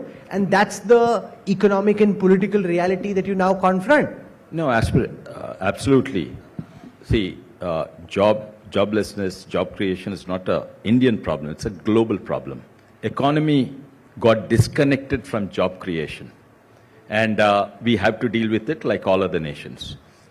As far as the rural wealth, it has never increased this much as ever before. If you look at the rural FMGC spend, or a village where used to be 4 motorcycles have 400 motorcycles. A village where there was 1 car has 5 or 6 cars. And if you take even MNREG spend, which was a great program started by the Congress government, has now been taken to another level. And anything good, it's been continuing. And MNREG program, which was a dole, is now become an asset creation. Before it was a dole. And you can create assets. And what was 150 rupees has become 300 rupees. The MSP on rice is almost doubled. And we have the highest stocks of rice. So there's nothing wrong in the rural India, except which is good and bad, the aspirations have risen. Before, a poor man was a guy without a cycle, now it's a guy without a motorcycle. Definitely the rural India, it doubled. Aaye dugne ban gaye, more than dugne. Mr. Chidambaram, let's take a look at some of the populist promises your party is making nationally and in the states. For example, Rahul Gandhi said during the election campaign that 8,000 rupees will go khatakhat into people's accounts, and then when he was questioned, he said, let's make it 16,000. That just sounds very cavalier and reckless. Most countries in Europe and elsewhere push towards a bigger welfare state at a far higher level in their economic growth trajectory, right? When per capita incomes were far higher than India, the governments were much richer. The problem because you're in opposition and you have to find some way of getting back into government, with some of these promises that you're making, if you actually start implementing them, the government would be completely bust and public debt would spiral and be unmanageable. See, whether this was universal cash, direct cash transfer, or whether there were qualifications would have only been known if he had come to government. But direct cash transfer is not a bad idea. Instead of some grand government schemes which are conjured up by bureaucrats and mandarins in Delhi, I think direct cash transfer actually is... No, but can I pause you to say that, sure, if it's a lesser amount and the amount is thought through, you also explain where you'll bring the financing from, it's something that can be considered and that's not objectionable. The moment you so casually say 8,500, oh, let's make that 16,000, and the poor guy who's out in the street, he's going to say, okay, this is good, 16,000 ghar aa rahe, what's wrong with it? They're going to nitpick about every promise made in campaign speeches as policy pronouncements and as proclamations, then there'll be no end to it. I mean, I'm sure if I ask the Congress IT team to come up with all the proclamations the Prime Minister said in every campaign speech, then, we'll only be going up and down. So let's forget that. The rhetoric of campaign must be set aside. When we are in government, they are in government, we are in opposition, our job is to point out where they're going. But principally, direct cash transfer is not a bad idea, because if it goes to a bank account, and what do the people spend that money on? They spend it around the rural local economy. In fact, it's almost like drip irrigation. This is not being spent on something esoteric outside. So it actually seeds the local economy. It's much better than some grand scheme which is very complicated to get. So for example, this Prime Minister's housing scheme. Yeah, you're really giving about 1,75,000 per person who wants to build a house. But that person needs to fall under a certain category, certain economic category, and must have his own land. A person with that land and falling within that category simply doesn't have the money to build a house. What eventually and even inevitably happens, and you'll also agree with me when you go and do your Disha meetings there, is that all these people are pushed into debt, because they don't have the money to finish the house, and you can't build a house with the input costs today at 1,75,000 rupees. So they're all pushed into debt. So sometimes well-meaning grand schemes don't really have results, but direct cash transfer is a little better way of seeding the local economy, giving liquidity, giving a little bit of independence to people. So let's not diss direct cash transfer, but I would sort of separate campaign rhetoric with actual policy when we are in government. Shashankji, This government Can I has respond to that, yes, please? this government has kind of opposed universal basic income. There's never been an acceptance that this is a good idea. From what I understand, the Prime Minister doesn't seem to think that's the right approach. He'd much rather help create investment, manufacturing jobs, which gives people real income on a monthly basis rather than a dole and a handout. Karti Chidambaram and Rahul Gandhi say, you don't have to do anything, we'll send you money home. It may not be 8,000, it may be lesser, but we'll send money home, universal basic income. Now, that's a very populist idea, and the problem is, as rural distress grows, people seem to be desiring that. How will you deal with this? So I'd say three things. One, first is, with due respect, this was a very deliberate ploy to win the election and bankrupt the country. If it had happened, and God forbid, अगर Congress power में आती, India alliance power में आती, तो हम लोग की हाल श्रीलंका वाला हो जाता। और ये बहुत बड़ा साजिश था हमारे लिए, और हमारे वोटर्स को मैं साधुवाद देना चाहता हूं, क्योंकि आज की तारीख हमारी पूर्ण बहुमत की सरकार बनी है। खटाखट की noise is easy to digest, Viksit Bharat is very difficult to digest, कि हम अपने बच्चों के लिए कुछ कर रहे हैं, नहीं अपने बैंक अकाउंट में 8,500 रुपए हर महिला को मिलेगा, जो भी हुआ। दूसरी चीज, I feel, Rahul, going back to your point, जो यूरोप ने किया, क्या हमें वो करना चाहिए? यूरोप का मैं बताता हूं, यूरोप ने 1948 के बाद जब वर्ल्ड वॉर 2 की एंजाइटी थी, तो उनका total government spend 10% of national income था। जब 30 साल बाद हुआ 1980s में, तो उसका फ्रांस में 55% हो गया, जर्मनी 45% और यूके में 35%। मुझे नहीं लगता है कि हम लोगों को वह पाथ अपनाना चाहिए। और कोविड में भी आपने देखा होगा, निर्मला जी ने उतनी रियायत, उतनी सब्सिडी नहीं दी, और आज की तारीख हमारा इन्फ्लेशन इसीलिए कंट्रोल है, क्योंकि हमने क्या किया, हमने समाज की शक्ति को यूज किया। तो मेरा ये मानना है कि हम लोग आने वाले विकसित भारत में सिर्फ सरकार पे निर्भर न रहें, समाज को उजाएं, और जामवंत का रोल ब्यूरोक्रेसी को प्ले करना पड़ेगा, हनुमान का नहीं कि मैं ही हर चीज कर लूंगा। And I think the third point about this piece about housing being subsidized, and therefore I think the point about that is कि मनी बैंक में आना 1,75,000 एक विषय है, लेकिन अगर उस घर बनाने में या शौचालय बनाने में उनकी सहभागिता नहीं होगी, तो उनका बाई नहीं होगा। स्वच्छ भारत मिशन इतना बड़ा कैंपेन क्यों सक्सेसफुल हुआ? क्योंकि थोड़ा समय इन्होंने दिया, थोड़ा प्राइवेट सेक्टर ने डाला, whole of nation approach apply किया। और दोस्तों, होल ऑफ नेशन अप्रोच से ही विकसित भारत आगे बढ़ेगा। ये वर्ल्ड की हिस्ट्री में सबसे बड़ा ट्रांसफॉर्मेटिव एक्सरसाइज है, और ये सरकार सिर्फ नहीं कर सकती, प्राइवेट सेक्टर सिर्फ नहीं कर सकता, समाज सिर्फ नहीं कर सकता, तीनों को मिलकर चलना पड़ेगा, और इसके लिए आदरणीय प्रधानमंत्री जी बहुत प्रतिबद्ध हैं। Mr. Reddy, the government, the BJP says we are opposed to freebies, and yet in state after state, your governments announce freebies. So what initially is called a freebie, in some fashion or the other, I'm talking, for example, most recently of the Maharashtra equivalent of Ladli Behna, which again had money being transferred directly into the accounts of women, which was originally an idea which you opposed. It got adopted in Madhya Pradesh, then got replicated elsewhere. So you first start with the right economic intent that this is a freebie, a dole, you don't want it, and ultimately political compulsions pull you in a way that you have to announce it as well. Yeah, absolutely. I think we definitely have to differentiate between welfare and freebie. And we've seen certain programs. In fact, the example I just gave, MNREG scheme was a great scheme, but it turned out to be a dole. But the same MNREG scheme, now combined with material component, you can actually build a road. Otherwise, they're going to the countryside and digging a hole for 15 minutes and encashing that MNREG scheme. Now, in this particular case you are mentioning about Maharashtra, well, if it is really going to the right persons and it's utilized in a proper way, it's probably good. But yes, political compulsions, sometimes parties do succumb to political compulsion, which is what we are fighting against. But even that is okay, political. But during the time of elections, promising freebies is something we are directing the nation and the society in a wrong way. And that is you concede this, that What subsidies and about public the promise of, say, 15 lakhs into your bank account, 2 crore jobs a year? I mean, can I also say that they're all empty promises?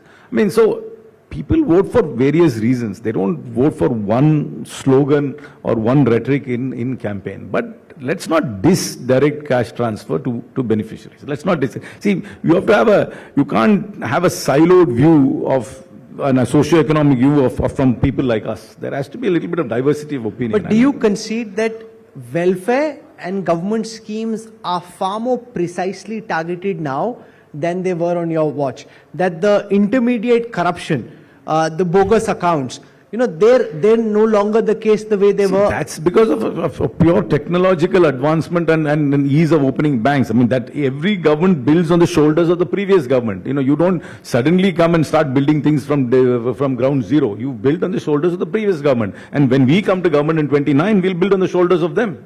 That's what's going to happen. So we're not going to diss and say that nothing happened in 15 years. We will build on the shoulders of what happened in 15 years. But respond to this, because the architecture that's used, for example, Aadhaar, was actually created on the watch of the Congress. And they're saying, so this is, you say ki niyat hai, it's our intention, which is why there's less corruption.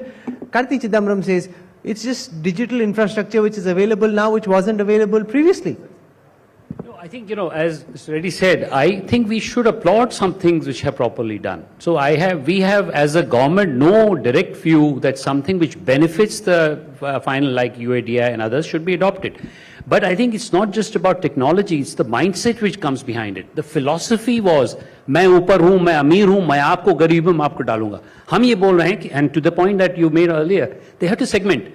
मेरे हिसाब से 40 करोड़ ऐसे लोग हैं जिसको जो direct cash transfer भी ठीक है, लेकिन अभी क्या हो रहा है माइंड से कि आप सबको दे देंगे. 80 करोड़ ऐसे लोग हैं जिसको मैं मध्य भारत बोलता हूं, middle of the diamond India, उनके पास शक्ति है, उसको जगाने की क्षमता में चाहिए. We should make them arise and say go ahead and do that, and that way we will not create a welfare state which is burdening Europe today. Europe is under deep crisis right now, pensions crisis also, because they never use the enabling abilities of that. So I think we need to balance the fact that there is a certain strata of society which may well do with direct benefit, as Karthi is suggesting, but there's an enormous strata of society which has to be enabled, and that mentality has to change. Mentality of the Congress was always, and I think many other parties, I am from Uttar Pradesh, so I see that, the socialist tendency, जो Fabian socialism से आया था, वो हम सरकार ही करेगा. भाई समाज का क्या? प्राइवेट सेक्टर क्या, उसको कैसे नहीं हम लोग इन्वॉल्व करें. If you don't involve all of that and unleash the nation, you will not have the Viksit Bharat that we are saying, and that's what we have to say. It's not just where we want to go, but how we're going to. And I'll just add one little thing, that if you do it in an inclusive way, it also adds meaning to the lives of people. When somebody like Malti Yadav, उसने अगर अचार की factory बनाई है, 100 महिलाओं को उसने employ किया है, ठीक है समय लगा उसके लिए, लेकिन उसके जीवन में अर्थ आया, और उसी के साथ साथ पर्यावरण का भी उतना शोषण नहीं हुआ, क्योंकि वो लोकली कर रही है. हम लोग बड़े बड़े शहरों में बड़ी बड़ी चीजें बनाते रहते हैं, तो देखिए हमारा प्लान क्या हो रहा है. Mr. Reddy, last question. How do you intend to fight this perception that Karthi just let loose right at the end very casually, that in 29 we are going to come to power, that this idea that fatigue is building and that there's a certain level of tiredness and lack of newness, and whether, Ruchu Sharma made this point, it's not as if Rahul Gandhi has become any smarter than he was, it's just that people after a while are looking for something new. How do you intend to, deal with this kind of challenge? Firstly, if I was in Karti's seat, I would say exactly the same thing. You have to show bravado. You have been in my seat too, to be honest. You have to show bravado with the upcoming, what things are happening. We've seen what happened in Haryana. We've seen what's happening in J&K. We've seen what's happening in West Bengal. And we also seen, we are hearing murmurs in Maharashtra. I think the euphoria is over. That 99-seat euphoria is over. And the reality is dawning on the people of India and on Congress party. So I do not see that Modi or BJP becoming any weaker. Their trajectory is the same, Viksit Bharat. They are on the same job. If they were nervous, as he initially pointed out, that they should have changed. Why should you change anything? They are confident of it. Last word, sir. No, I think India Alliance was a makeshift arrangement to grab power. There was no strategic rationale for it. I mean, you look at the people who are sitting next to each other, they've sued each other, they've done things to each other. I see that in the parliament, in the opposition. Yes, you can make that believe for a certain piece, but deep commitment comes from NDA having thought it through. Yes, we did get less seats. We are not thinking that through. मैं नहीं कह रहा हम deny कर रहे हैं, लेकिन अगर आप देखेंगे स्ट्रेटेजिक रैशनल इंडिया का क्या था, सिर्फ एक था, किस्सा कुर्सी का. हमारा क्या है, राष्ट्र बनाना है. I mean, of course, if the TDP is aligned with you, they become nationalist, and if they're aligned with us, they become anti-national. I mean, this NDA is a political arrangement as much as the India alliance is, and that's the reality of politics. So why diss people when they are against you, and when suddenly they become holy when they come to you? That's the BJP's rationale. Anyway, we are all going to be around in 29. and I'm sure our places will be reversed. Well, may the best man, woman or party win. What we find fascinating is that there is a good democratic contest. And that's always a good thing for any country. Konda Vishweshwar Reddy, Shashank Maniji and Karthi Chidambaram. We definitely need that bipartisanship. We need the discussions more than the disruptions in the parliament. Absolutely. That's Is absolutely important. Thank you so much for joining us. Really appreciate you taking our time. Thank you, sir.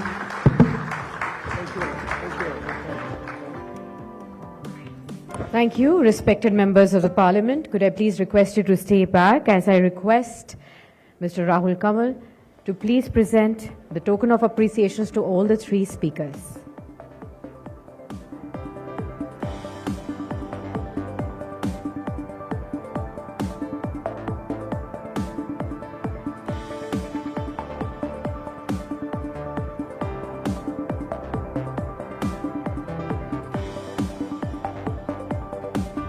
Let's pose for a photo op, please.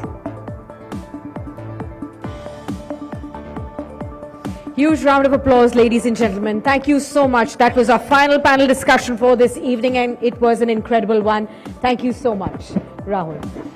And with that, viewers and all the audiences, we have come to an end of this very insightful day full of panel discussions, brilliant conversations. And with that, we thank all our speakers, moderators for making this event a true success. And this was the third edition of the Adani BT India at 100 Summit. Thanks to all our sponsors, without whom this would not have been possible. Our title sponsor is Adani, new energy partner, Becca Solar, associate sponsor, SECI, Sun Forever, and NABARD. Skilling partner, National Skill Development Corporation. With that, we wind up, but time to please join us on for dinner and networking as well. Dinner is laid outside. Many thanks. You've been a fantastic audience, and this is Sakshi Patra, your host, signing off for the day.